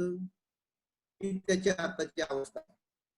पीक वारल तरी रोगा पायी वाताहात, किडीवर करी मात होय निसर्गाचा घात, बांध झाडो रपडीत पोत जाई सागरात, जमिनीचा जाय कस नाय बाजारी मिळत, पीक मागत या पाणी इज करत या घात, पाणी सार प्रदूषित गाव रोगाच्या खाईत, रास वाहता घरात सावकार उंबऱ्यात, व्याज फेडणार कस जिथं मुद्दल घाट्यात, टाळेबंद पिढी जात नव जुन उजवीत, कोरा शेतीचा उतारा आम्ही पाहतो स्वप्नात, घाम किती दाम किती कोण घेतो हिशोबात, नाय खाणारास जाण नाय समाजास भान. इथं त्याचं जे श्रममूल्य आहे ते त्याला मिळतंय का, याची समाजाने आणि शासनाने सर्वांनी जाणीव ठेवली पाहिजे की तो जे काम करतोय, काबाड कष्ट करतोय, रिस्क घेतोय, धोका घेतोय, पुन्हा पावसात काम करतोय, तर त्याचं त्याला मूल्य मिळतंय का आपल्याला. आता अवस्था कशी परत झाली बघा. तरुणांना नाय रस कोण कसणार शेत, शहराची ओढ त्यास नाय रमत शेतात, आई कशी बुड त्याच कोण सतत कानास, चार बुक शिकतात नाळ मातीशी तोडत, फळ कुठ मूळ कुठ त्यानं पाहिली चित्रात, उपदेश देती आम्हा नाय कसब झोळीत. शेतकऱ्यांच्या तरुण मुलांची ही अवस्था आहे की तो काही शेतीत काम करायला तयार नाही, त्याला शेतीमधली फारशी माहिती पण नाही, त्याला कौशल्य पण नाही, ते स्किल पण नाही, त्याच्याकडे क्षमता पण नाही, आणि तो तिथनं बाहेर पडतो. आता हे शेतकऱ्यावरती तुझा प्रभाव कशाचा आहे? जाहिरात सांगे आम्हा कसं पिकवावं शेत, सार हाय शिवारात आम्हा भुरळ पाडीत, डोकं गहाण ठेवून घेतो बाजारात खत, खर्च नाही पेलवत नाही शेती सोडवत, जग राहती धरत नाही इमान सोडत, चाल प्रवाह पतित गाव राहिला वंचित. शेतकरी तसा प्रामाणिक आहे अजून त्याच्या ध्येयाशी, तो अजून शेती काही सोडत नाही स्वतः, परंतु जाहिरातीचा आणि इतर माध्यमाचा त्याच्यावर एवढा प्रभाव पडलेला आहे की त्याला असं वाटतं की हे नाही घातलं तर शेत पिकणारच नाही. आम्ही किती जरी डोके फोडून सांगितलं तरी तो म्हणतो नाही, खायला तर काहीतरी दिलं पाहिजे ना, थोडं तरी युरिया टाकलाच पाहिजे ना. हा त्याच्यावरती जाहिरातीने एखादी गोष्ट सतत तुम्हाला हॅमर करून सांगितली ना तर ती खरी वाटायला लागते. बुद्धाला एकदा विचारलं होतं की व्हॉट इज द ट्रूथ, त्यांनी सांगितलं की कन्सिस्टन्सी इज द ट्रूथ. सतत एखादी खोटी जरी गोष्ट असली ती सतत सांगत राहिलं की तो काहीतरी रोग आहे, तो काहीतरी आजार आहे, कोरोनाने सगळं होणार आहे, हे सतत सांगत राहिले की तुम्हाला वाटायला लागतं की तसं आहे. ते आहे का नाही हे नंतर बघू आपण. परंतु एखादी गोष्ट सातत्याने जाहिरातीच्या माध्यमातून तुम्हाला सांगत राहिलं की तुम्हाला असं वाटायला लागतं की ते वापरलं पाहिजे, फेअर अँड लव्हली वापरलं पाहिजे, त्याने आपण गोरं होऊ असं निष्कारणच वाटायला लागतं. असू द्या, आता त्याला त्याची अपेक्षा काय बघा. नाय पुढाऱ्याची साथ नाय शासनाचा हात, स्वप्न विक्रीचे लुटारू पाच सालान गावात, वार घोषणांचं वाहे मृग जळ योजनात, मूळ आजार मांडीत आवी मलम शेंडीत, आम्ही जगतो कुंठीत कधी अंत विपरीत, कथा सांगावी कोणास दाद मागावी कोणास. तो इतका व्यथित झालेला आहे बरं का की हे 5-5 वर्षांनी लोक येणार, काहीतरी योजना देणार, काहीतरी आश्वासनं देणार, ते खरं काही होत नाही, त्याच्यापर्यंत ते जात नाही. अनेक झारीतले शुक्राचार्य मध्ये असतात आणि वर इकडे आकडे अगदी हजारो कोटी सँक्शन झालेले दिसतात, परंतु प्रत्यक्ष त्या माणसाचं जीवनमान काही सुधारलेलं आजही दिसत नाहीये. आणि सर्वात शेवटचं एक कडवं म्हणतो आणि आपण कविता संपूया. जगापोशी उजेडात झोपे भुका अंधारात, जगा देई महावस्त्र आम्हा ठिगळाची साथ, कोण राही महालात आम्ही ऊन पावसात, दाविल का कोणी आम्हा काय उणीव आम्हात, सांगिल का कोणी आम्हा कर्म का होय शापित, पाहिल का कोणी आम्हा सुख शांती भविष्यात. हे कर्म काय शापित आहे का? ज्याला आम्ही बळीराजा म्हणत होतो, ज्याला आम्ही लाखाचा पोशिंदा म्हणत होतो, ज्या शेतीबद्दल उत्तम शेती मध्यम व्यापार कनिष्ठ नोकरी असं म्हणत होतो, ती अशी उत्तम शेती आज शेवटी का गेली याचाही कधीतरी विचार करायला पाहिजे. ह्या शेतकऱ्यांची जी व्यथा आहे, आता ह्या व्यथा मी सांगतो असं नाही, ते सर्वांना माहिती आहे, फक्त त्याच्यावर जे उपाय जे आहेत ना, ते उपाय जे आहेत ते मात्र कायमस्वरूपी नाहीत, ते शाश्वत नाहीत, ते त्याच्या मूळ कारण न शोधता आहे. म्हणजे उदाहरणार्थ मगाशी मी तुम्हाला कारण आणि परिणामाची एक स्लाइड दाखवली, ती थोडीशी आता पुढं शेतीकडे जाण्यापुरती पूर्वी जरा ती आपण तिच्यावरती थोडं सुलभ करतो. मी तेव्हा तरी 25-30 वर्षापूर्वी असं लक्षात आलं की पिण्याचं पाणी अशुद्ध झालेलं आहे. आम्ही शाळेत असताना कुठल्याही नदीचं, कुठल्याही ओढ्याचं, कुठल्याही विहिरीचं पाणी पित होतो आणि पिण्यापूर्वी आम्ही काही विचारित नव्हतो की हे पिण्याचं पाणी आहे का. कारण जे पाणी दिसेल ते प्यायचंच असतं असाच आमचा समज होता, तशीच ती प्रॅक्टिसही होती. आता विचारावं लागते हे प्यायचं पाणी आहे, म्हणजे पाणी प्यायचं आणि न प्यायचं अशा दोन प्रकार हे आता आले. आणि ज्यावेळेस कळलं की पाणी अशुद्ध झालंय, त्यावेळेस त्याची कारण शोधण्याच्या ऐवजी त्याच्यावर परिणामावर उपाय केला. तो काय केला आम्ही पहिल्यांदा, आम्ही गावोगावी वॉटर सप्लाय स्कीम काढल्या. मग त्या विहिरीत शोधायच्या, त्यातलं पाणी घ्यायचं, गावाला पुरवायचं. 5 वर्षांनी ती विहीर बी अशुद्ध झाली की दुसरी विहीर शोधायची. अशा नवीन नवीन विहिरी शोधायच्या, नवीन नवीन वॉटर सप्लाय स्कीम करायची. हा खेड्यात प्रकार चालला. शहरात काय केलं, आम्ही बिस्लरीच्या बाटल्या निर्माण केल्या, आम्ही आरओ फिल्टर निर्माण केले, आम्ही टेम वॉटर निर्माण केले. तर ह्याने प्रश्न सुटला का बघा. खरं म्हणजे हा सुटणार नव्हताच त्याने, पण तो तसा विचार न केल्यामुळं हे निर्माण केलं. हे व्यापारीकरण झाल्यामुळं आणि त्याच्यातनं परत मार्केट डेव्हलप करत असल्यामुळे ते होतं. असा विचार करा की भारताची लोकसंख्या त्यावेळेस अगदी 100 कोटी जरी गृहीत धरली, एका माणसाला 3 लिटर पाणी जरी धरलं, 10 रुपयाची बाटली 5 रुपयाला जरी दिली, तर 100 कोटी गुणिले 365 दिवस गुणिले 5 रुपयाला एक बाटली गुणिले 3 लिटर, याचा गुणाकार केला तर 1,000 कोटी होईल, लाख कोटी होईल. तेवढं तर आमचं बजेट पण नाही. म्हणजे आम्ही हे सर्वांना देऊ शकत नव्हतो, तर ते करण्यात काय अर्थ होता.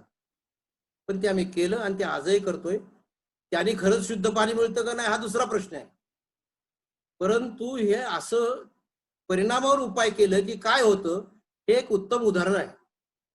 पण एवढं सगळं करून असं गृहीत धरा की जो काय खर्च येईल तो कुठलं तरी वर्ल्ड बँकेचं लोन घेतलं आणि तो सगळा खर्च सरकारने पेलला आणि तुम्हाला प्रत्येकाला रोज 5 लिटर पाणी घरी आणून दिलं, तरी तुमचं आरोग्य सुरक्षित आहे का हो? तर ते नाहीये. कारण नुसतं तुम्हाला प्यायला जरी शुद्ध पाणी दिलं, गाईला तुम्ही अशुद्ध पाणी पाहिलं तर ते दुधात येईलच का नाही. तुम्ही जे भाजी खाणार आहात, जे टोमॅटो खाणार आहात, काकडी खाणार आहात, त्याला अशुद्ध पाणी दिलं, रसायन मिश्रित पाणी त्याला पाजलं, तर ते अन्नाच्या द्वारे तुमच्यात येणारच आहे. म्हणजे असं समस्याकडे पाहण्याचा दृष्टिकोन जर नुसता एकदा चुकला की त्यातनं काय फलित होतं बघा. त्याऐवजी आम्ही काय बघायला पाहिजे होतं की हे आता ही समस्या तर काही निसर्ग निर्मित नाही, मानवानेच केलेली आहे. पण ह्याच्यामध्ये काय पाकिस्तानचा हात नाही, ओबामा काही करू शकत नाही, ट्रम्प काही करू शकत नाही. आम्ही निर्माण केलेली समस्या आम्ही सोडवली पाहिजे. आम्ही जर त्यावेळेस बघितलं असतं की हे पाणी अशुद्ध झालं कसं, मग त्याची कारणं आपल्याला सापडली असती. किंवा रासायनिक शेतीमुळे अशुद्ध झालंय, कारखान्याचं केमिकल त्याच्यामुळे सोडल्यामुळे अशुद्ध झालंय, आमच्या घरामध्ये खूप जास्त प्रमाणात डिटर्जंट वापरतो ते सोडल्यामुळे झालंय, साखर कारखान्याची मळी सोडल्यामुळे झालंय. अशी कारणं सापडली असती. ती कारणं आजही आहेत तशीच. आणि त्याच्यावर जर उपाय केला असता तर पाणी अशुद्ध व्हायचा प्रश्नच येत नाही. ज्याला गंगा म्हणतो त्याचं पवित्र पाणी आणण्यासाठी लोक जातात, तिथं पाय ठेवता येत नाही अशी गंगा आहे. आणि मग त्याच्यावरती आम्ही 30,000 कोटी खर्च करून गंगा शुद्ध करतो. शुद्ध कशी होईल गंगा? कारण गंगा गंगेमध्ये अशुद्ध नाही झाली, गंगा माझ्या शेतामध्ये अशुद्ध झाली, गंगा माझ्या कारखान्यात अशुद्ध झाली, गंगा माझ्या घरात अशुद्ध झाली. हे मुळं जोपर्यंत आम्ही बंद करत नाही तोपर्यंत गंगेचं पाणी शुद्ध होईल कसं? पण काय मायबाप सरकार करतं ते उपाय. तर ही सगळी पाण्याची मी तुम्हाला किंमत सांगितली की एवढं सगळं खर्च करूनही आजही आपल्याला प्यायला शुद्ध पाणी मिळत नाही. अनेक खेड्यामध्ये कशा प्रकारचं पाणी मिळतं हे तुम्ही पाहिलं. मंडळी व कृषकची व्यथा ही सर्वांना आवडली असेल किंवा सर्वांना ती समजली असेल असं गृहीत धरतो. आणि आता आपण याच्यावर उपाय काय, शेती शाश्वत करायची कशी, शेती शाश्वत करायची कशी हे इथे घड्याळ ठेवू. तर संयोजकांनी 1 तास व्याख्यान आणि 1 तास प्रश्नोत्तरात दिलं होतं. खरं म्हणजे माझ्या दृष्टीने एवढी प्रश्नोत्तराला वेळेची गरज नाही. 1 तासाच्या व्याख्यानानंतर 1 तासाचे प्रश्न असतील तर ते व्याख्यानच समजलं नाही किंवा त्याच्यामध्ये समस्या आहेत का काय मला माहित नाही. आपल्याला अर्धा तास बस होईल प्रश्नोत्तराला. आपण 6:30ला हे संपूया. तर ही जे शाश्वत शेती नक्की कशी करायची हे परत एका काव्यातनं सांगतो, म्हणजे तुम्हाला ते कमी वेळात होईल. तिचं नाव आहे त्या कवितेचं कुणब्याची छडी. ही कविता महात्मा ज्योतिराव फुले जर परत या देशामध्ये जन्माला आले आणि त्यांना जर सांगितलं की आमच्या शेतकऱ्याला शेती शिकवा, ते कसं शिकवतील, ते काय सांगतील, हे ज्योतिबांच्या भूमिकेतनं मी तुम्हाला सांगतोय. कुणब्याची छडी. घडायला शिक पोरा घडायला शिक, कुणब्याच्या पोरा तू घडायला शिक. शेतकऱ्याचे घडावं याच्याबद्दल अतिवाचक नाही, कारण आपल्याकडे लगेच हा कुणबी जो शेती करतो तो कुणबी, मग तो जातीने ब्राह्मण जरी असेल, मराठा असेल, कोणी असेल, तो शेती करतो तो कुणबी हा शब्द जगद्गुरु तुकाराम महाराजांनी वापरलेला आहे, ज्योतिरावांनी वापरलेला, अनेक लोकांनी वापरलेला आहे की कुणबी म्हणून. हे ध्रुपद आहे. घडायला शिक पोरा घडायला शिक, कुणब्याच्या पोरा तू घडायला शिक. घडत घडत तू लढायला शिक, फिरण्या परीस तू कसायला शिक. घाम गाळून फुलायला शिक, कुणब्याच्या पोरा तू घडायला शिक. काळ्या आईला जपायला शिक, सूर्याची शक्ती वापरायला शिक. उदक युक्तीने चालवायला शिक, कुणब्याच्या पोरा तू घडायला शिक. थेंब थेंब पाणी जिरवायला शिक, कणकण माती अडवायला शिक. झाडे चोहोकडे वाढवायला शिक, कुणब्याच्या पोरा तू घडायला शिक.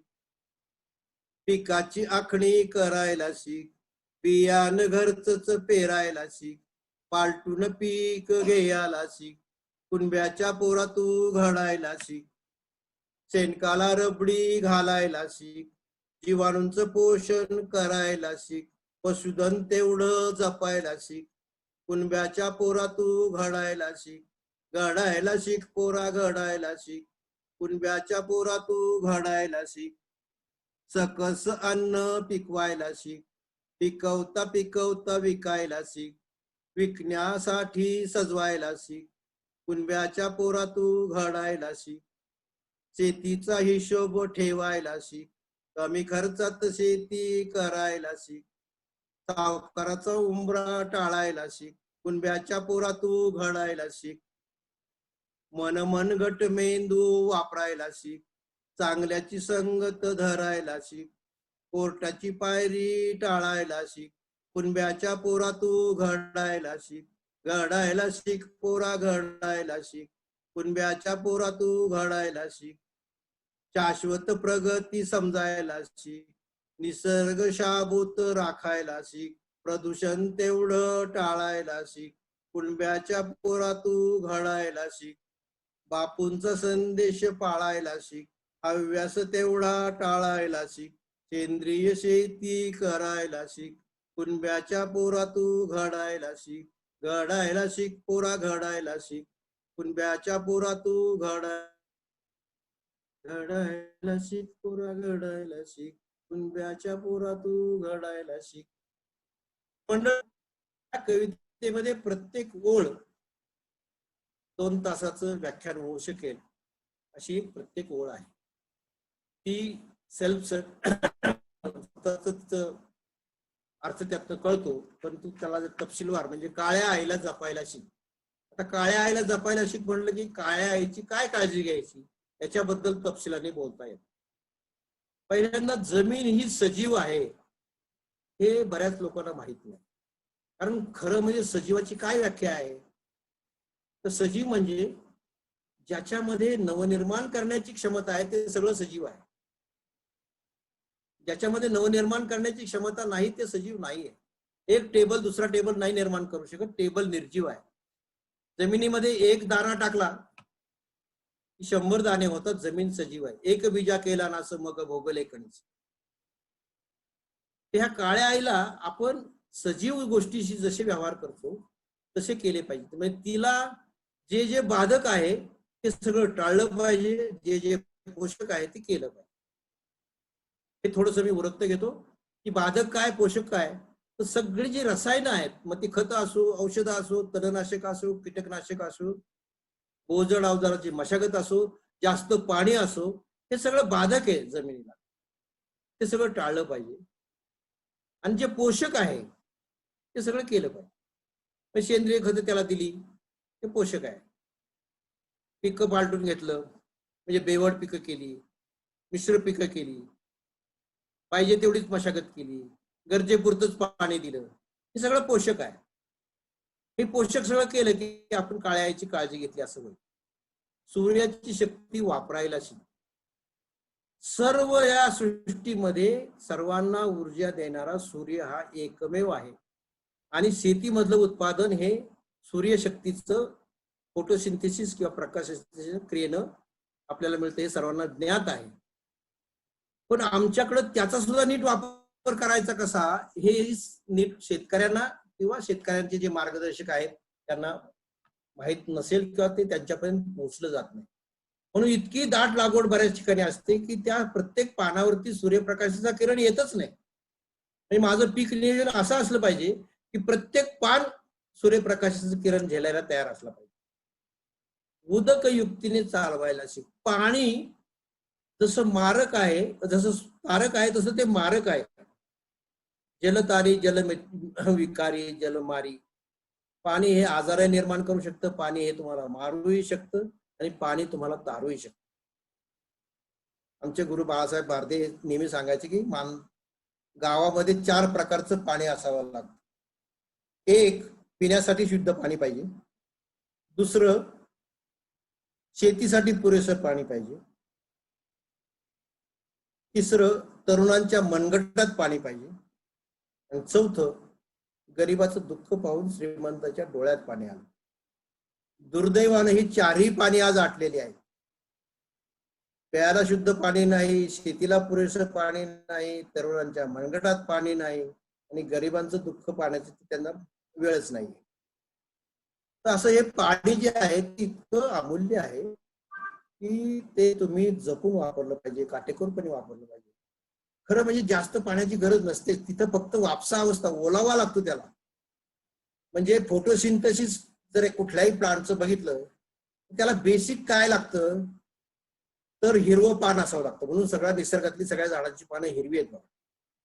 हिरव्या पानावरती सूर्यप्रकाश पडावा लागतो, म्हणजे सूर्यप्रकाश असला पाहिजे. त्याच्या मुळाजवळ पाण्याचा ओलावा असावा लागतो आणि पानाच्या खालच्या बाजूला कार्बन डायऑक्साईड असावा लागतो. या तिन्हीपैकी एक जरी गैरहजर असेल तर फोटोसिंथेसिस होत नाही, शर्करा तयार होत नाही, पिकाची उभारवाढ होत नाही. आता ह्या तिन्ही गोष्टी तसं पाहाल तर मोफत आहेत, फक्त पाण्याची थोडीशी व्यवस्था करायला लागते. पण कार्बन डायऑक्साईड आणि सूर्यप्रकाश तर मोफतच आहे. त्याचा जर वापर तुम्ही व्यवस्थित केला, सूर्यप्रकाश आणि पाणी, तर शेतीमध्ये चांगलं पीक येऊ शकतं. पाणी हा सुद्धा स्थानिक विषय आहे बघा. तो आम्ही केंद्रित करून अनेक मोठी मोठी धरणं बांधली. महाराष्ट्रापुरता विचार केला तर सर्व भारतामध्ये सर्वात जास्त धरणं महाराष्ट्रात आहेत. आणि एवढे असून आमचं एकूण क्षेत्रफळाचे सिंचन किती, तर 16 का 17 का 18, आपण जास्तीत जास्त धरू 18% काही पुढे नाही. आणि त्या 18%च्या बदल सुद्धा 8-9% हे विहिरीवरच आहे.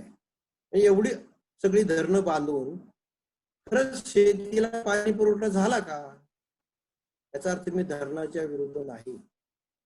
शहराच्या पाणी पुरवठ्याला तुम्हाला धरण लागेलही, पण शेतीचं पाणी हे स्थानिक लेवलला जिथं आहे तिथं मुरवलं आणि मुरवलेलं साठवलेलं वापरलं तर तुम्हाला पाणी गरजेपुरतं नक्की मिळेल.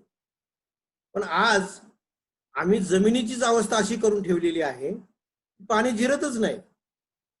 पाणी जिरण्यासाठी, मुरण्यासाठी जमिनीची एक अवस्था असावी लागते, तिच्यामध्ये सेंद्रिय पदार्थ असावे लागतात. आज सेंद्रिय पदार्थ कुठले राहिलेच नाही. याचं कारण काय आहे, तर जमिनीचं अन्नचक्र आम्ही बिघडवलंय.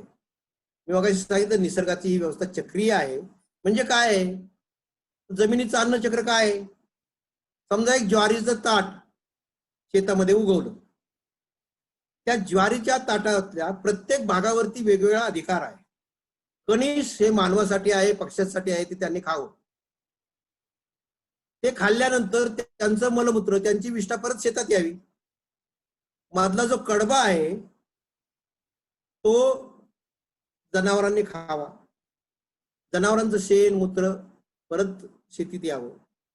खालचा जो बुंदा आहे, बुडका आहे, ती जमिनीत जावी.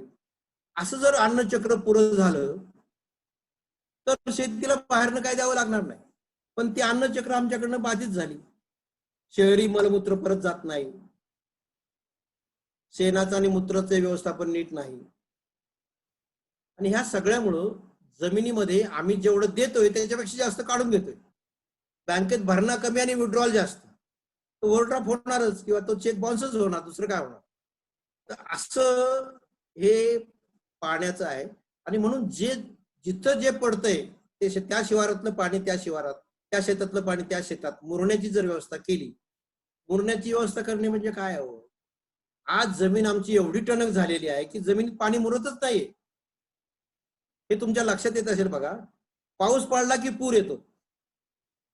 खरं म्हणजे पहिल्या पावसात पूर यायचं काहीच कारण नाही, कारण अगोदर एवढा मोठा उन्हाळा गेलेला आहे. पाणी जमिनीत जिरायला पाहिजे होतं. 1-2 पाऊस झाल्यानंतर तिसऱ्या पावसाला फार नदीला पाणी यायला पाहिजे. पण इथं पहिल्या किंवा दुसऱ्या पावसातच पूर येतो, आणि तोही गढूळ पाण्याचा पूर येतो. म्हणजे नुसतं पावसाने नाही, पावसाबरोबर माती पण वाहून जाते. 1 इंच माती तयार व्हायला 100 वर्ष लागतात. ती माती, सुपीक माती, सुपीक कस आता समुद्रात जाऊन त्याची डिगवता येते. अशी ही आम्ही मशागतीची पद्धत म्हणा किंवा पाणी व्यवस्थापनाची पद्धत म्हणा, ही अयोग्य निवडल्यामुळं आज शेतीचा ऱ्हास झाला. खरं म्हणजे धरणाची पहिली अट असते की ज्या क्षेत्रात, ज्या धरणाची कॅचमेंट एरिया, म्हणजे ज्याच्यामधलं पाणी त्या धरणात येतं, तिथं शेतीच करायची नाहीये. तिथं गवती आच्छादन पाहिजे, तिथं झाडं झुडपं पाहिजे. म्हणजे पडलेलं शुद्ध पाणी, स्वच्छ पाणी, माती नसलेलं पाणी धरणात आलं पाहिजे. आज आमची धरणं निम्म्यापेक्षा जास्त मातीने भरलेली आहेत, यांना माहिती पण नाही, किंवा असलं तरी ते सांगत नाही. आता ती धरणाची माती परत काढणं हे नवीन धरण बांधण्यापेक्षा महाग आहे. हे काही दिवसानंतर असं होईल की ती सगळी मैदानं तयार होतील, तिथे त्यात पाणीच राहणार नाही. ते असं हे पाण्याचं अयोग्य व्यवस्थापन केल्यामुळं आज आपल्याकडं पाण्याचा तुटवडा आहे. पाण्याच्या उपलब्धतेनुसार पीक नियोजन न केल्यामुळं पाण्याचा तुटवडा आहे. कणकण माती अडवायला शिक. पाणी जिरवायचं आणि माती अडवायची, ही दोन्ही एकमेकाशी हातात हात घालून करायची काम आहेत. खरं म्हणजे एकदा तुम्ही माती अडवली की पाणी जिरणारच आहे. एकदा तुम्ही जमिनीची अवस्था, सेंद्रिय कर्ब चांगलं असलं, ऑर्गॅनिक मॅटर असेल, तर पाणी जिरणारच आहे. आणि जिरलेलं पाणी तुम्हाला परत काढून घ्या. आम्ही काय केलं, आम्ही शेततळी निर्माण केली. खरं म्हणजे शेततळी हा काय उरफाटा धंदा आहे त्याच्यात, की तिथं ज्यावेळेस पाणी पाहिजे लागतं उन्हाळ्यात, तिथे एक टिपकाही नसतो. पाणी हे मुरवून ठेवायचे, जिरवून ठेवायचे, ती संपत्ती आहे, ती झाकून ठेवायची, ती अशी वर वाळत नाही घालायची. आज आपल्याकडे 15 मिलीमीटर चा इव्हॅपोरेशन रेट आहे. आता तुम्ही कितीही पाणी असलं तरी 5-6 महिन्यात ते सगळं बाष्पीभवन होऊन निघून जातो. शेतातल्या पाण्याचा उपयोग काय झाला? उलट जे जिरलं असतं तर त्यांनी शेततळ्याला खाली प्लास्टिकचं आच्छादन घालायला सांगितलं. तर अशा हा शेतीतला न समजलेल्या समस्या सोडवल्यामुळं ही पाण्याची समस्या निर्माण झालेली आहे. झाडं चोहोकडे वाढवायला, झाडं का गरजेची आहेत? आता मगाशी तुम्हाला मी सांगितलं की फोटोसिंथेसिस होताना पानाच्या खालच्या बाजूला कार्बन डायऑक्साईड यायला लागतो. आता निसर्गाची सुद्धा रचना कशी आहे बघा. झाडं रात्रीच्या वेळी कार्बन डायऑक्साईड सोडतात आणि तो आम्हाला वापरायचा सकाळी ज्यावेळेस सूर्यप्रकाश आहे. म्हणजे दोन्ही एका वेळेस उपलब्ध नाही आहेत. ते सूर्यप्रकाश दिवसा आहे, कार्बन डायऑक्साईड रात्री सोडलेला आहे. मग हा रात्री सोडलेला कार्बन डायऑक्साईड मला सकाळी वापरायचा असेल तर तो माझ्यात स्थिर झाला पाहिजे. सुदैवानं कार्बन डायऑक्साईड हा जड असल्यामुळे तो जमिनीवर स्थिर होतो. पण तो जर वाऱ्याबरोबर वाहून जायचा नसेल तर मला बांधावर काहीतरी वारधट केली पाहिजे. आज आमच्याकडे शेतीवरती बांधच नाहीत आणि बांधावरती झाडं पण नाही. मग तो कार्बन डायऑक्साईड वाईट थांबणार कसा? तो फोटोसिंथेसिसला उपयोगी येणार कसा?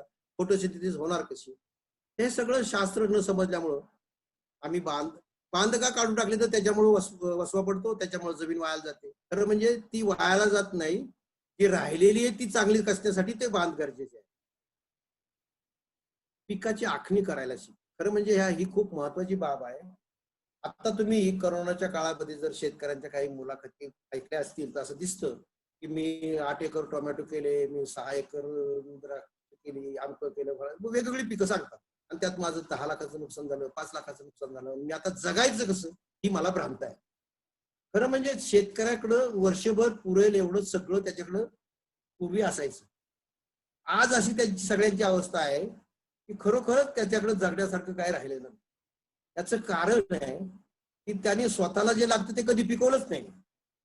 बाजारला काय लागतं ते करा, ते करण्याबद्दल माझा विरोध असं नाही, परंतु कमीत कमी तुझ्याकडे 8 एकरावरती टोमॅटो करण्याची ऐवजी 2 एकरामध्ये तू तुझ्या कुटुंबाच्या गरजाचं का केलं नाहीस? तुझ्या गरजा तुझ्या शेतातून भागाव्यात एवढी व्यवस्था तुला नक्की करता येईल, पण तसं आज आम्ही करत नाही आहोत. आणि म्हणून पिकाची आखणी, माझ्याकडे पाऊस किती आहे, माझ्याकडे पाणी किती आहे, त्यानुसार तुम्हाला पिकाची आखणी केली पाहिजे. पूर्वी आपल्याकडे हे सगळं होतं. दुर्दैवानं की संकरित वाण आले बघा. सुरुवात कशी झाली या शेतीची, तर हे संकरित वाण आले. संकरित वाणाला रिस्पॉन्स, त्या हायब्रिड व्हरायटी म्हणजे त्या जास्त उत्पन्न देणाऱ्या व्हरायटी नाहीत, ते त्या हाय रिस्पॉन्स व्हरायटी आहेत, म्हणजे ज्या जलद प्रतिसाद देणारे आहेत. मग त्याला खत टाकले की ते पीक येतं, जास्त खत टाकले की जास्त पीक येईल. त्या अशेपूर्वी खताची मात्रा वाढवत गेलो आणि आज अशी अवस्था झाली की जो सेंद्रिय कर्ब किमान 1% पाहिजे तो 0.2 सुद्धा राहिलेला नाही आपल्याकडे. म्हणजे ही जी जमिनीचा जो मूळ कस आहे तो कसच राहिला नसेल तर जमीन पिकणार कशी? पालटून पीक घेतलं पाहिजे. पूर्वी आपल्याकडे एक दलावरती द्विदल, द्विदलावरती एक दल, ही पिकं घेण्याची पद्धत होतीच, पण आज तसं नाही होत. आज ऊस एके ऊस, कापूस एके कापूस, अशीच सगळी पिकं जी एकावर एक घेतली जातात आणि त्यामुळे सुद्धा जमिनीचा कस गेलेला आहे. तर अशा पद्धतीने आपल्याला जमीन, पाणी, हवा यांचं जोपर्यंत आम्ही संरक्षण आणि संवर्धन करत नाही आणि शेतीचा तयार झालेला माल मूल्यवृद्धी करून विकत नाही, तो चांगल्या प्रकारे सजवून विकत नाही, भाव तुम्हाला ग्राहक देणार नाही, ग्राहकाकडून तो घ्यावा लागेल तुम्हाला. आणि त्यासाठी तुम्हाला तुमच्या शेतीमालामध्ये व्हॅल्यू ॲडिशन करायला पाहिजे. त्यासाठी मोठ्या कारखान्याची गरज नाही. छोट्या छोट्या ग्रामोद्योगामधनं, छोट्या छोट्या कुटीर उद्योगामधनं तुम्ही निश्चित हे करू शकता. म्हणजे एक छोटं उदाहरण घ्या तुम्ही. मी मका विकली तर 10 रुपये किलोनी जात नाही, पण त्या मक्याचे पॉपकॉर्न जर केले तर ते 100 रुपये किलो असू शकते. तर पॉपकॉर्न करणं हे काय शेतकऱ्याला जमणार नाही का? डाळ करणं शेतकऱ्याला जमणार नाही का? शेंगदाण्याचं तेल काढणं शेतकऱ्याला जमणार नाही का? हे सगळं जमू शकेल आणि सगळं स्थानिक लेवलला होऊ शकेल. तर असे जर छोटे छोटे छोटे छोटे कुटीर उद्योग तयार झाले तर शेतीमालाला चांगला भाव मिळेल, तरुणांना तिथे काम मिळेल, तरुण शेतीतही रमेल, तरुण उद्योगातही रमेल आणि हे विकेंद्रित विकासाचं एक चांगलं मॉडेल तयार होईल. आज दुसरा आमच्या शेतकऱ्यांचा मुख्य ड्रॉबॅक म्हणजे ते हिशोबच ठेवत नाही. आम्ही त्यांना विचारलं की बघा काका तोट्यात त्याचा हिशोब काय ठेवायचा? अरे का तोट्यात हे कळण्यासाठी उलट हिशोब ठेवला पाहिजे. तर हे असा सगळा हा आंधळ धरते आणि कुत्रपीठ खाते असा शेतीतला व्यवसाय आहे. आज आता तर नवीन नवीन सगळं शेतीमध्ये मोबाईलनीच वेळ लावलाय. तो आज तुम्ही जर ग्रामीण भागात फिरताना दिसला तर 50च्या पुढचे लोक फक्त शेतीत काम करतायत. तरुण वर्ग कुणीही शेतीमध्ये फारसं काम न करता त्याला मोटरसायकल, बाईक पाहिजे, मोबाईल पाहिजे आणि संध्याकाळचं कुठेतरी धाब्यावर जाऊन जेवलं पाहिजे. सगळेच असा माझा काही दावा नाही आहे, परंतु असंख्य असे आहेत चांगले तरुणही गावात आहेत, तेही चांगलं काम करतायत. खरं म्हणजे त्यांच्याकडे पाहून ह्या नवीन तरुणांना शिकावं आणि विकेंद्रित पद्धतीने शहरात जेवढे पैसे मिळतील ना तेवढे पैसे शेतीमधनं त्यांना निश्चित मिळतील. शेती कधीही तुम्हाला उपाशी ठेवणार नाहीये, परंतु ती करण्याची पद्धत. आम्ही असा कधीच प्रश्न विचारला नाही की हे खत पाहिजे का? हे खत नसताना शेती उगवत होती, मग आता खत कशाला पाहिजे? ते जर पाहिजे असेल तर तेवढंच पाहिजे का? टप्प्याटप्प्याने कमी करता येईल का? ते वाढवत ठेवण्याचं केलं, कारण आम्हाला जाहिरातीने इतकं बधीर करून ठेवलं की आम्हाला आमचा स्वतःचा विचार करायला वेळच नाही. तर मंडळी हो, अशा प्रकारे ह्या शेतीची नक्की काळजी घेतली जाईल आणि अशी शेती केली तर ही निश्चित किफायतशीर होईल. पिकाची उभारवाढ कशी होते आणि पिकाला काय बाहेरून लागतं यासाठी एक छोटस आपण सामूहिक प्रयोग करूया. प्रयोग मी इथनच सांगतो तुम्हाला, तो करून बघता येईल तुम्हाला तुमच्या घरी सुद्धा, तुमच्या शेतामध्ये. एक बॅरल घेऊया आपण, टिपाड बॅरल, त्याच्यामध्ये 200 किलो सकस सुपीक नर्सरीची माती टाकूया. ती चांगली सकस आहे. तिच्यामध्ये केळीचा मुनवा लावूया, कंद लावूया केळीचा, आणि वर्षभर त्या केळीच्या झाडाला गरजेपुरतं पाणी देऊया. बाहेरनं कुठलंही कसलंही खत, रासायनिक नाही, सेंद्रिय नाही, काही द्यायचं नाही. वर्ष झाल्यानंतर त्याच्यातनं एक केळीचं झाड आपल्याला उगवलेलं दिसेल, त्याला एक घड आलेला दिसेल. त्या घड आलेला दिसला की त्याचा आपण तो घड त्याच्यातनं काढूया. ते संपूर्ण झाड, बुंदा, पालं, मुळं सगळी माती फक्त त्या टिपाडात ठेवूया. माती अजिबात बाहेर पडणार नाही याची काळजी घेऊया. ते बाहेर काढून त्याचं वजन करूया. असं समजा तुम्हाला त्यातनं एक 20 किलोचा घड मिळाला आणि 20 किलोचा बायोमास मिळाला किंवा जैवभार मिळाला. असं 40 किलो उत्पादन मला त्या एका टिपाडाबद्दल मिळालं. मी शेतकऱ्याला हा जर प्रश्न विचारला की आता जी 200 किलो माती वर्षाच्या सुरुवातीला घेतली होती, आता ह्या मातीचं वजन किती असेल? वेगवेगळी उत्तरं येतात. कोणी म्हणतं 10 किलो कमी होईल, कोणी म्हणतं 80 किलो, 40 किलो कमी होईल, कोणी म्हणतं 5 किलो कमी होईल. पण कमी होईल याच्यावरती एक मत असते. हा प्रश्न आपण वेगळ्या पद्धतीने सोडवूया की हा जो 40 किलोचा जैवभार आहे तो कडक उन्हात वाळत टाकू. जे 40 किलो वजन होतं ते 5-7 किलो होईल. सगळं जे पाणी होतं निसर्गाने ज्याचं घेतलं होतं त्याला देऊन टाकलं. हा जो सुकलेला जैवभार आहे त्याला आपण पेटवूया. पेटू म्हणजे या प्रयोगापुरतं. सेंद्रिय शेतीमध्ये तुम्ही काही पेटवायचं नाही, कारण ते खत आहे चांगलं. हे पेटवूया. ते पेटवल्यानंतर तुम्हाला धूर दिसेल, नंतर जाळ दिसेल आणि त्याची राख होईल. धूर हा हवेतला घेतलेला कार्बन डायऑक्साईड होता. जाळ दिसला तो सूर्यप्रकाशाची उष्णता घेतली होती. आणि जी राख राहिली त्याचं आपण, ती काळी राख असेल, ती परत एकदा पेटवूया. त्याची पांढरी राख होईल. आणि त्या राखेचं जर वजन केलं म्हणजे हे 200 किलोची माती जी होती तर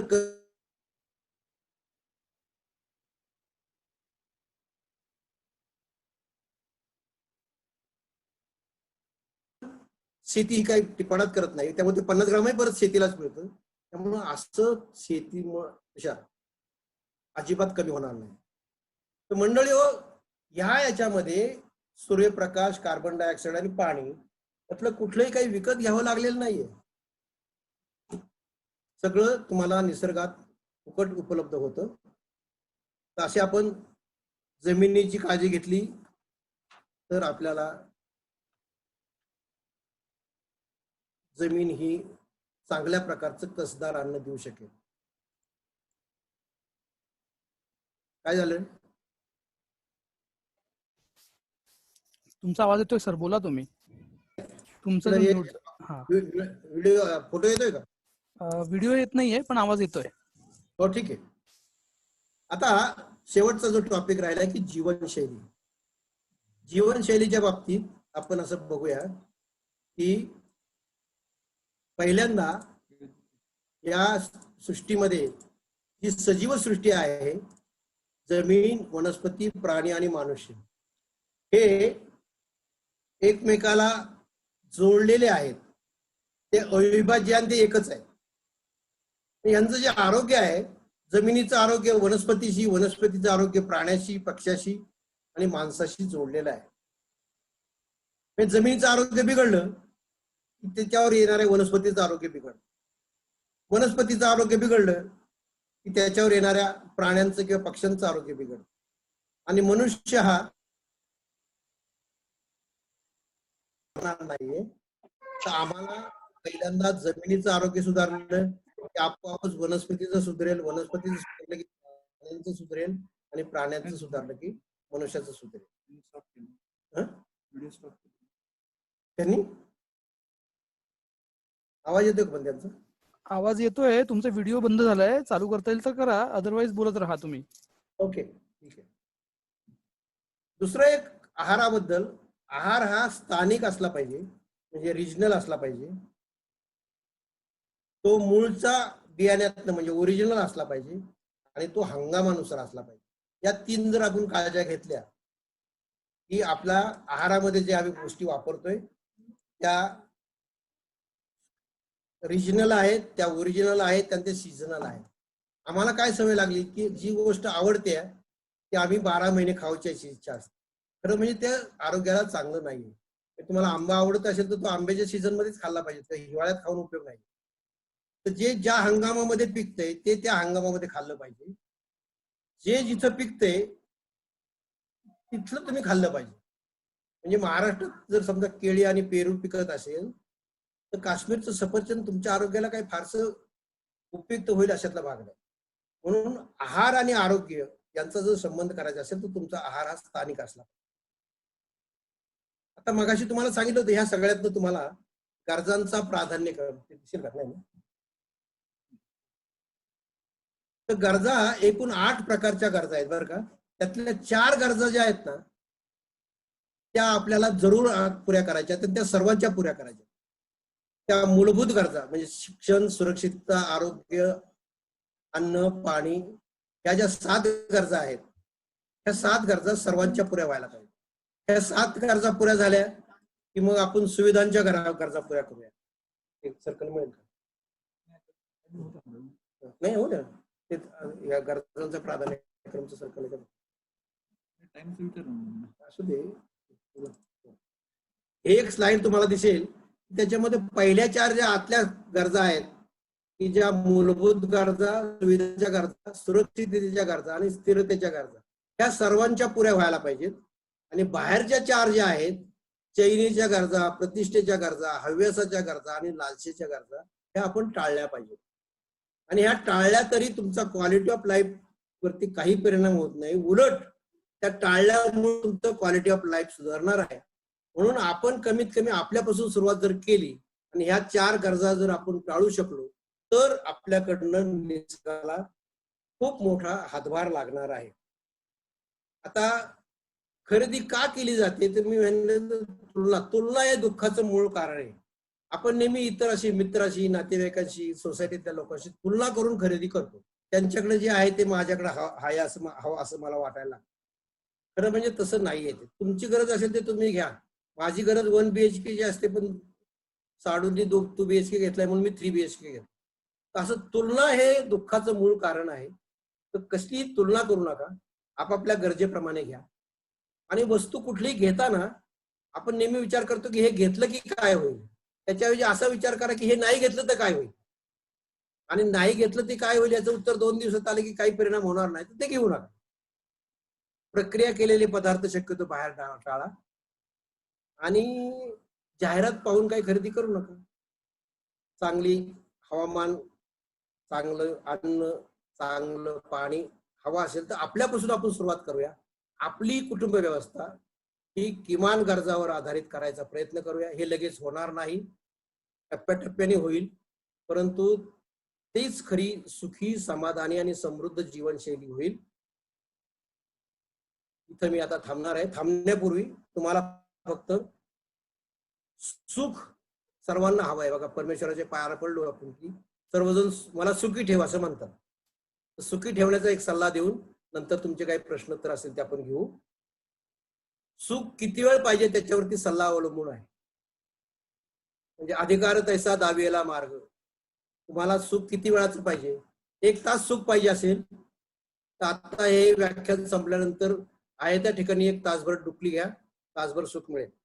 1 दिवस सुख पाहिजे असेल तर मित्रांच्या बरोबर कंपनीत दांडी मारा, सिंहगडवरती जा, दुपारी आलं की एखादा सिनेमा बघा, सारसबागेत जा. 1 दिवस तुम्हाला सुख मिळेल. 1 आठवडा सुख पाहिजे असेल तर तुम्ही तुमच्या आवडीच्या नातेवाईकाकडे जा, त्याच्याकडे गोडधोड खा, त्यांच्या कुटुंबाशी सहभाग व्हा. 1 8 दिवस सुख मिळेल. 1 महिनाभर सुख पाहिजे असेल लग्न करा. ज्यांनी केले त्यांनी परत करू नका. त्यांनी ते 1 महिना उपभोगलेला आहे. 1 वर्ष सुख पाहिजे असेल तर आपले जे घरचे पालक आहेत, आई वडील वगैरे, ज्यांच्या नावाने आता जमीन, घर, जुमला, संपत्ती आहे, त्यांच्याशी चांगलं जरा गोडधोड बोला, त्यांचे पाय चेपा आणि त्यांच्या जमीन, त्यांच्या नावावर असलेली सगळी संपत्ती गोड बोलून आपल्या नावावर करून घ्या. वर्तमानपत्रात जाहिरात देऊन टाका, विकून मोकळे व्हा. 1 वर्ष सुख मिळेल. आयुष्यभर जर सुख तुम्हाला पाहिजे असेल तर आपली जीवनशैली किमान खर्चावर आधारित करा आणि ज्या कुठल्या कार्यक्षेत्रात तुम्ही काम करत असाल तर ध्यास घेऊन काम करा. तुम्ही आयुष्यभर सुखी व्हाल. धन्यवाद. पहिला प्रश्न आहे की रासायनिक शेती जी लोक करतात त्यांचं असं म्हणणं असतं की सेंद्रिय शेती केली तर सुरुवातीला काही वर्ष उत्पन्न कमी येतं आणि म्हणून लोक सेंद्रिय शेती करायच्या भानगडीत पडत नाहीत कारण त्यांना उत्पन्न जास्त पाहिजे असतं. बरोबर आहे. त्याचा प्रश्न काही चुकीचा नाहीये. त्याला उत्पन्न कमी मिळतं बघायचंय का त्याला नफा कमी मिळतो बघायचं हे त्यांनी ठरवलं पाहिजे. तुमचं जरी उत्पन्न कमी झालं आणि खर्च कमी झाला आणि वजावट करून जर तुमचा नफा वाढला तर तुम्हाला सेंद्रियकडे जायला काही हरकत नाही. आणि हे सगळं केल्याशिवाय कळणार नाही. आणि म्हणून त्याला आमचा सल्ला असा असतो की तुम्ही शेतीचे 5 भाग करा, त्यातल्या 1/5 भागावरती हे करून बघा आणि मग रासायनिक आणि सेंद्रिय याची हिशोब ठेवून तुलना करा. तुमच्या असं लक्षात येईल की मला सेंद्रियमध्ये जास्त पैसे मिळालेले आहेत.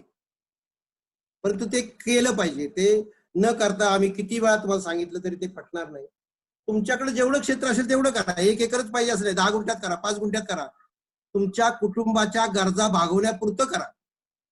कमीत कमी त्याने तुमच्या कुटुंबाला तरी विषमुक्त आहार मिळेल आणि त्याची किंमत ठरवा.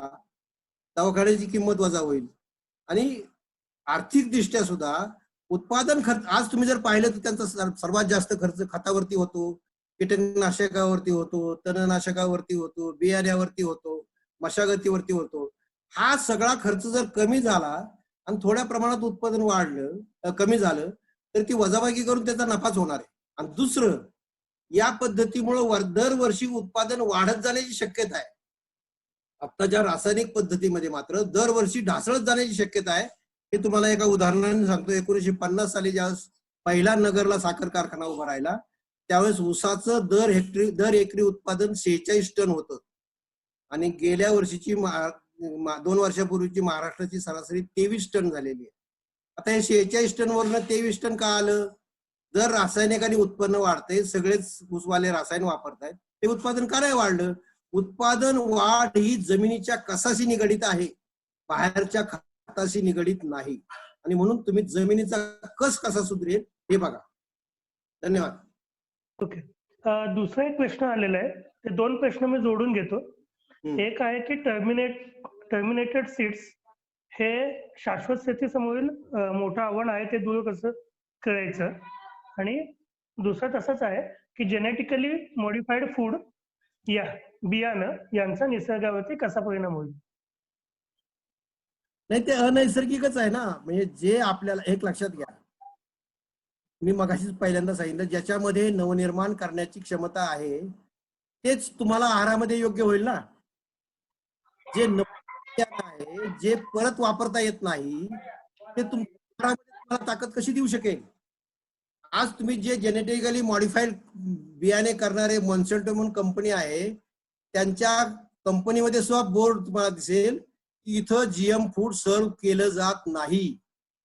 मला जर कोणाला पाहिजे असेल तर त्या बोर्डची मी स्लाइड तुम्हाला दाखवू शकेल की हे सगळं व्यापारीकरण जे आहे ते नफेखोरी करता आहे. ते शेतकऱ्याच्या दृष्टीने काही उपयोगात.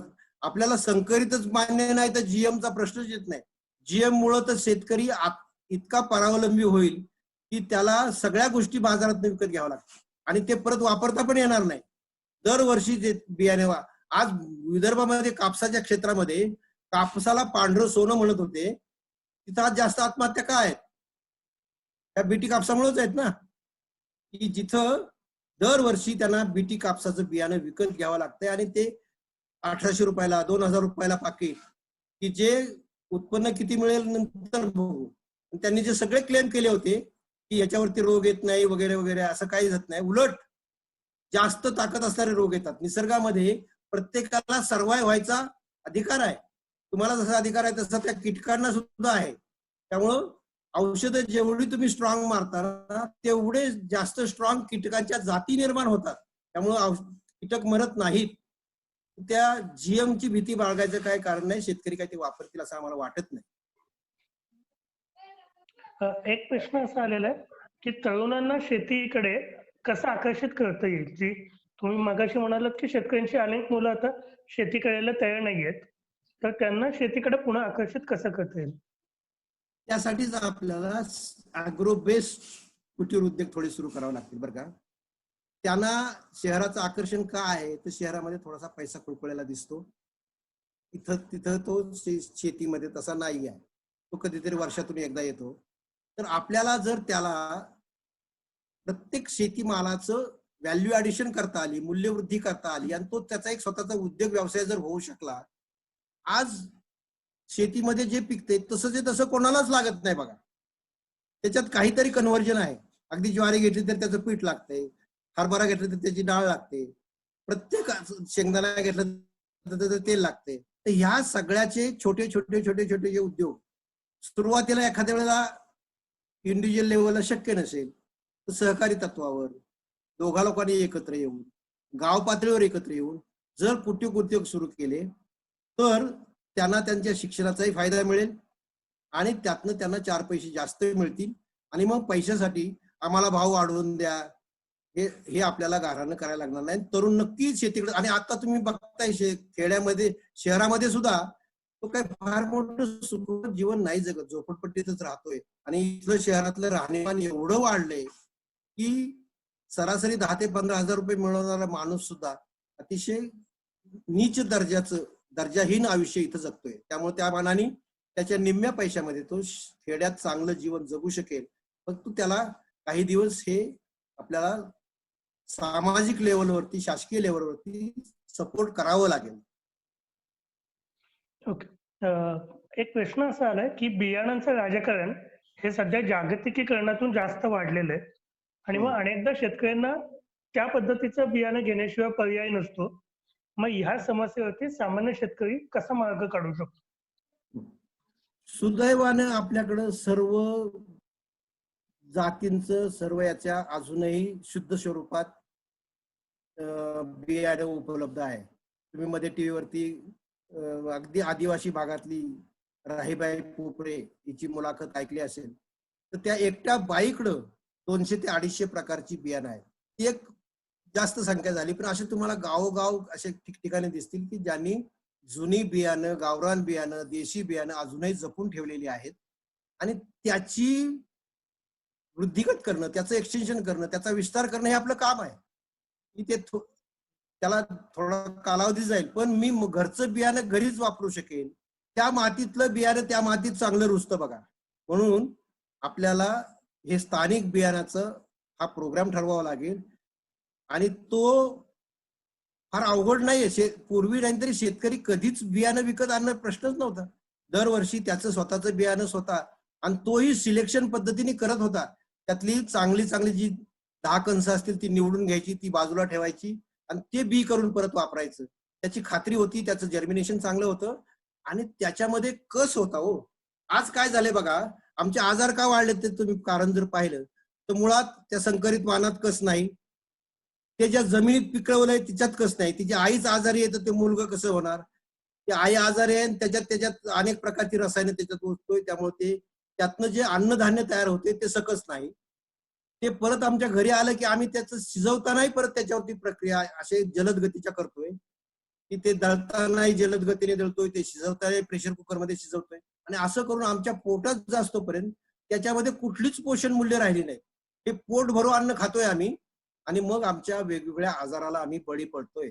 हे सगळं टाळायचं असेल तर आपल्याला देशी वाणाची बीज बँक गावोगावी तयार करावे लागते आणि ते होत आहेत आता. धन्यवाद. एक प्रश्न असा आलाय की भात शेती भाजणी हे योग्य आहे की अयोग्य? काय आहे त्यांचा जो हेतू आहे भात शेती भाजणीतला, तो त्याच्यामधले जे काही कीटक जीवजंतू वगैरे असतील ते जातील. आणि दुसरं, भात शेतीमध्ये ते जे तण येतं ना, त्यावेळेस ते तण कुठला आणि भात कुठला हे पेरणीच्या भातात समजत नाही, आणि म्हणून मग ते भाजणी करतात. खरं म्हणजे जर तुम्ही रोपवाटिका करून भात टोभणीने केला, तर मग भात कुठला आणि हे कुठलं हे ओळखायचा प्रश्न येत नाही. तर भाजणी करायची गरज नाही शेतीची, बरं का. फक्त त्यासाठी तुम्ही पेरणीचा भात करून उपयोग नाही, कारण पेरणीचा भात केला की ही समस्या येते. त्याच्यामध्ये आलेलं गवत, आलेलं तण आणि आलेली रोप यातला फरक न कळल्यामुळं ते तसे करत होते. परंतु आता अलीकडं बऱ्याच ठिकाणी ते न करण्याकडे कल गेलेला आहे. आता रोप करूनच लोक भाताची लागवड करतात. ओके. एक प्रश्न असा आलाय की शेतमालाला हमी भाव दिला तर शेतकरी सेंद्रिय शेतीकडे वळू शकतील का? खरं सांगू का, पेराच पेराला होत नाही तर तो फकीराचं कधी बघणार नाही. आपल्याला कोणीच काय देणार नाही बरं का. आणि आपण खरं म्हणजे कोणाकडे काही मागूही नाही. आपण आपल्या हक्काने मिळूया ना. सेंद्रिय शेतीमाल जर तुम्हाला शहरी वासियांना विषमुक्त मिळाला तर तुम्ही 10-20% पैसे आपण होऊन द्याल हो, न द्याल असं थोडंच आहे. तर ते आम्ही करत नाही आहोत आज. आणि ते केलं तर मग हमी भाव, आज सुद्धा हे हमी भाव योजना काय आहे, हे नुसते फसव्या योजना आहेत. त्यांच्याकडे कधी खरेदी करायची सोय नाही, ते साठवायची सोय नाही, त्यांच्याकडे पैशाची सोय नाही. ह्या फक्त पॉलिटिकल घोषणा आहेत. आतापर्यंत हमी भाव योजनेने काही आणि हमी भाव हा इतका कमी असतो की त्याच्यापेक्षा बाजारातलाच जास्त असेल तर तो हमी भावाने कशाला घेईल. त्यामुळे सेंद्रिय शेतीसाठी हमी भावाची गरज नाही. मला वाटते सेंद्रिय शेतीसाठी शेतकऱ्याने हमी देण्याची गरज आहे की हा सेंद्रिय आहे. की शहरी माणूस आजही त्याबद्दल जागृत झालेला आहे, स्वतःच्या हेल्थ बद्दल जागृत झालेला आहे. तो निश्चित रासायनिक मालापेक्षा कमीत कमी 20-25% पैसे तुम्हाला जास्त देईल. त्यापेक्षा जास्त शेतकऱ्यांनी पण अपेक्षा करू नये आणि ग्राहकांनी सुद्धा ते आनंदाने त्याला द्यावं. खरं म्हणजे ह्याच्यामध्ये सुद्धा ग्रामीण आणि शहरी यांचा जर ग्रामसेतू तयार झाला, त्यांचं एकमेकाचं रिलेशन बेस्ड मार्केटिंग जर झालं, तर मग सर्टिफिकेशन नको, प्रमाणीकरण नको, काही नको. त्यांची एकमेकाची नातीच अशी डेव्हलप होतील. आम्ही तो प्रयोग करतोय की एका शेतकरी कुटुंबानं शहरातल्या 2 शहरी कुटुंबियांचं जर असं एकमेकाशी, ज्याला आपण जॉईंट व्हेंचर सारखं म्हणूया, असं जर झालं तर त्यांना ज्यावेळेस खेड्यात जावं असं वाटतं तिथे ज्या शेतात जाऊन भेट देतील, तो पुण्यात आला की यांच्याकडे येईल. आणि असं एकमेकाला विश्वासावर आधारित आपल्याला एकमेकाला तो देता येईल. आणि मग भाव हा फार गौण प्रश्न राहील. त्यावेळेस भाव निश्चित चांगला मिळेल सरकारकडनं. तुम्ही सरकारवरती जेवढं कमीत कमी अवलंबून राहाल तेवढं तुमचं लवकर कल्याण होईल. ओके. पुढचा एक प्रश्न असा आहे की शासकीय पातळीवरील सध्याच्या कोणत्या, ऍक्च्युअली खरं तो वेगळा प्रश्न आहे, सध्याच्या कोणत्या महत्वाच्या योजनांमध्ये बदल अपेक्षित आहे असं तुम्हाला वाटतं सेंद्रिय शेती वाढण्याच्या दृष्टीनं? खरं सांगू का, सरकारने सगळ्या योजना जरी स्क्रॅप केल्या ना, शेतकऱ्याला शेती कशी करावी हे शेतकऱ्याला कृषी तज्ञापेक्षा जास्त चांगलं कळतं, जास्त चांगलं त्याला माहिती आहे. त्याला गरज कशाची आहे माहिती आहे का? गरजेपुरत्या पाण्याची गरज आहे. आता ती जर व्यवस्था आपण स्थानिक लेवलला, शासकीय पातळी, कारण ते इंडिव्हिज्युअली करता येण्याजोगं नाहीये काम त्याला. तर ती जी गावातली बांधणी आहे, तळा माथ्यापासून पायथ्यापर्यंतची जी कंट्रोल बिल्डिंग आहे, बांध बांधणी आहे, शेतातलं पाणी शेतात, शिवारातलं पाणी शिवारात, मुरवण्याची आणि ते विहिरीच्या माध्यमातून देण्याची, एवढी जरी व्यवस्था केली, प्रोटेक्टिव्ह इरिगेशन ज्याला म्हणतो, आज सगळी पिकं जी जात आहेत ना, ती एक पाणी मिळालं असतं तर पीक गेलं नसतं, अशाने जात आहेत. असं जर प्रोटेक्टिव्ह इरिगेशन जरी त्याला देता आलं तरी ही आपल्याला सरकारची योजना चांगली म्हणता येईल. बाकी सरकारनी फार फंदात पडू नये शेतकऱ्यांच्या, कारण आतापर्यंत सरकारने अनेक योजना आहेत हो, पण त्या योजना फक्त कागदावर राहतात, त्याचा काही फायदा होत नाही. त्या शेतकऱ्याला काय गरजेचं, शेतकऱ्याला पाण्याची सुविधा जर केली तर शेतकरी यातनं नक्की चांगलं उत्पादन तुम्हाला काढून देऊ शकेल. दुसरं एक होतं आता की शेतकरी जितका तो शासनावर अवलंबून राहील ना, तेवढा त्याच्या प्रगतीला अडथळाच आहे. गरजेपुरतं पाणी मिळालं की तो शेती चांगली उत्तम पद्धतीने करेल आणि ग्राहक सुद्धा या सेंद्रिय मालाला चांगला भाव देतील. ओके. एक प्रश्न असा आलाय की ऍक्च्युली तो कदाचित ते सेंद्रिय शेती करत असतील त्या अँगलने आलाय की शेतातील नको असलेलं गवत कमी करण्यासाठी सेंद्रिय पद्धतीने काही करू शकतो का? एक तर तो सेंद्रिय शेती करत असेल त्याचं आपण अभिनंदन करूया. पहिल्यांदा तण हे काही तुम्हाला मारक नाहीये. तण हे सुद्धा शेतीचं एक प्रकारचं चांगलं अन्न आहे आणि तण आपण फक्त त्याला मुख्य पिकाच्या वर जाऊ नये एवढीच काळजी घ्यायची आहे. तणाचं निर्मूलन करण्याचे नुसतं नियंत्रण जरी केलं आणि तेच तण तिथं आच्छादन म्हणून टाकलं, त्याचे दोन फायदे होतील. ते तणाचं चांगलं खत होईल आणि आच्छादन केलं की पाणी कमी लागतं. आज सेंद्रिय शेतीचा शासनाला सर्वात जास्त फायदा मी मगाशी सांगायचं राहिलो, या रासायनिक शेतीमुळं आजचं आपलं इरिगेशन 18% वर जात नाही. असं धरून चाला ह्यापद्धतीकडली की संपूर्ण महाराष्ट्र सेंद्रिय शेती करायला लागला तर कुठलंही ऍडिशनल पाणी न आणता हे प्रमाण 40% वरती जाईल. कारण निम्म्या पाण्यात सेंद्रिय पिकं येतील, आच्छादन वाढेल, बाष्पीभवन कमी होईल, पाण्याचा निचरा चांगला होईल आणि पाणी जमिनीची पाणी धरून ठेवण्याची क्षमता वाढेल. हे सगळं वाढलं की आपोआपच आहे त्याच पाण्यामध्ये तुमचं सिंचन क्षेत्र दुप्पट होऊ शकेल. आज शासनाला 1% सिंचन वाढवायला करोडो रुपये खर्च करून ते वाढत नाहीये.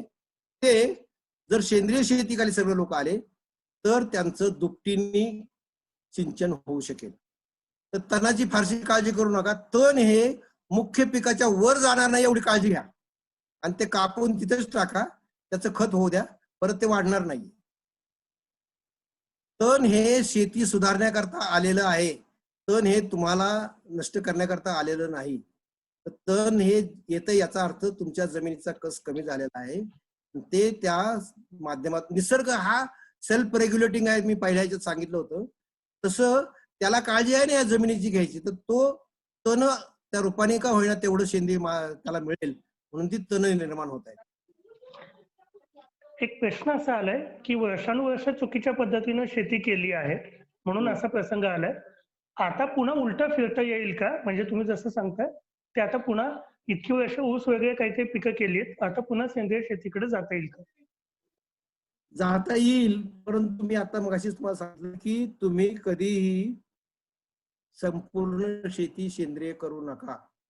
कारण ती एक प्रक्रिया आहे, ती एक समजून घेण्याची गोष्ट आहे. आणि म्हणून तुम्ही शेतीचे 5 भाग करा आणि त्यातला 1/5 भाग पहिल्या वर्षी करा, पहिले 2 वर्ष करा, त्यातनं अनुभव घ्या.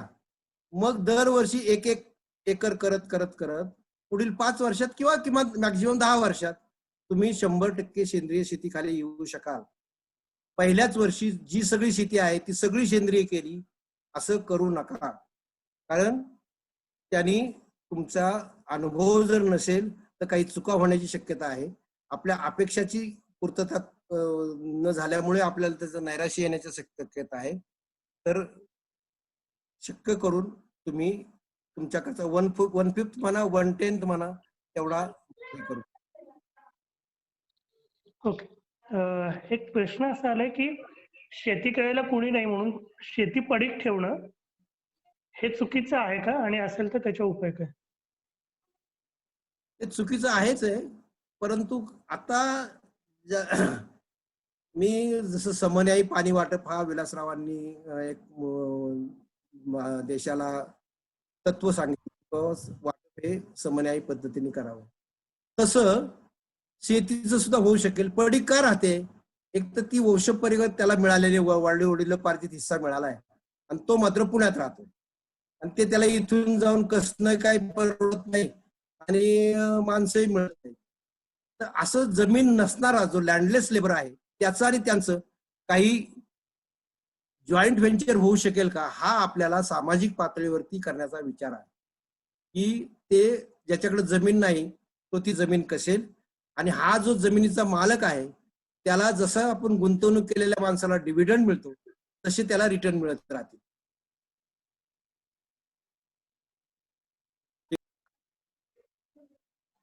हा ऍग्रो टुरिझम हे योग्य आहे का आणि त्याच्यावरती काय अधिक काम करता येईल का?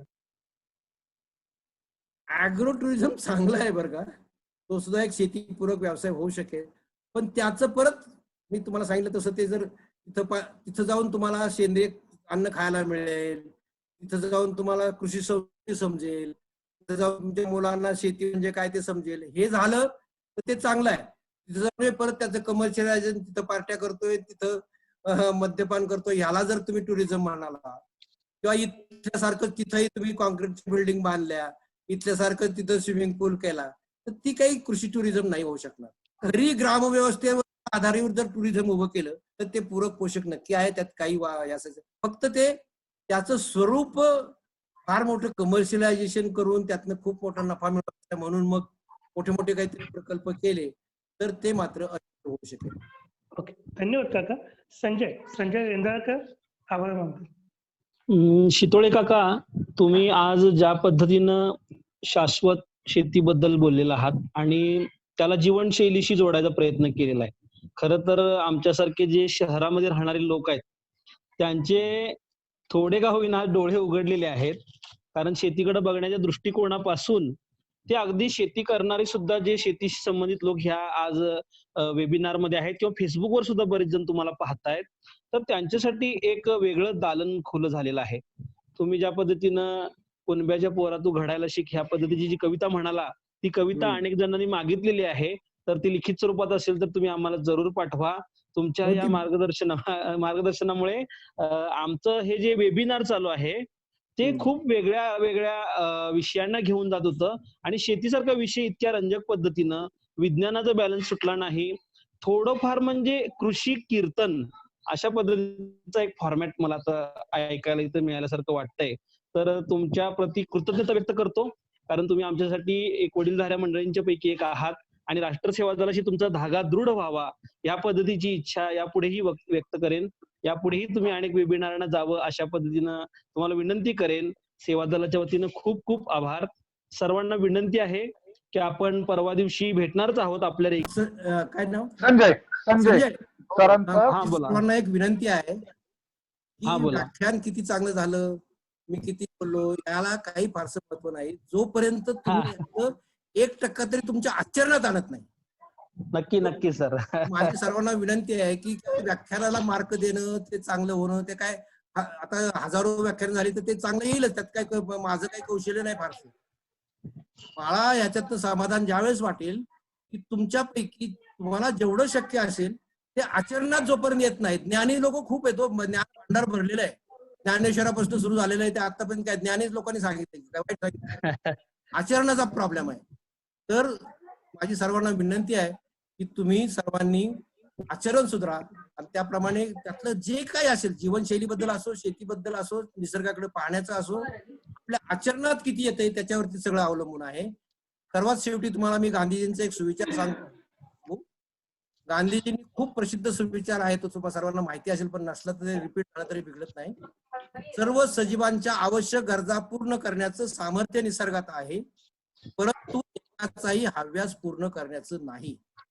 हे निसर्गाचं जे सामर्थ्य आहे, तुमच्या सर्व गरजा पूर्ण होतील, परंतु तुमचा हव्यास काय निसर्ग पुरा करू शकणार नाही. आपण हव्यास सोडून चांगलं जीवन जगण्याच्या शुभेच्छा देतो आणि थांबतो. धन्यवाद. काकांचा नंबर सर्वांना मिळेल, काळजी करू नका. संजय तुम्हाला पाठवेल. ओके. तुझ्याकडे ती कविता असेल तर पाठवण्यात इकडं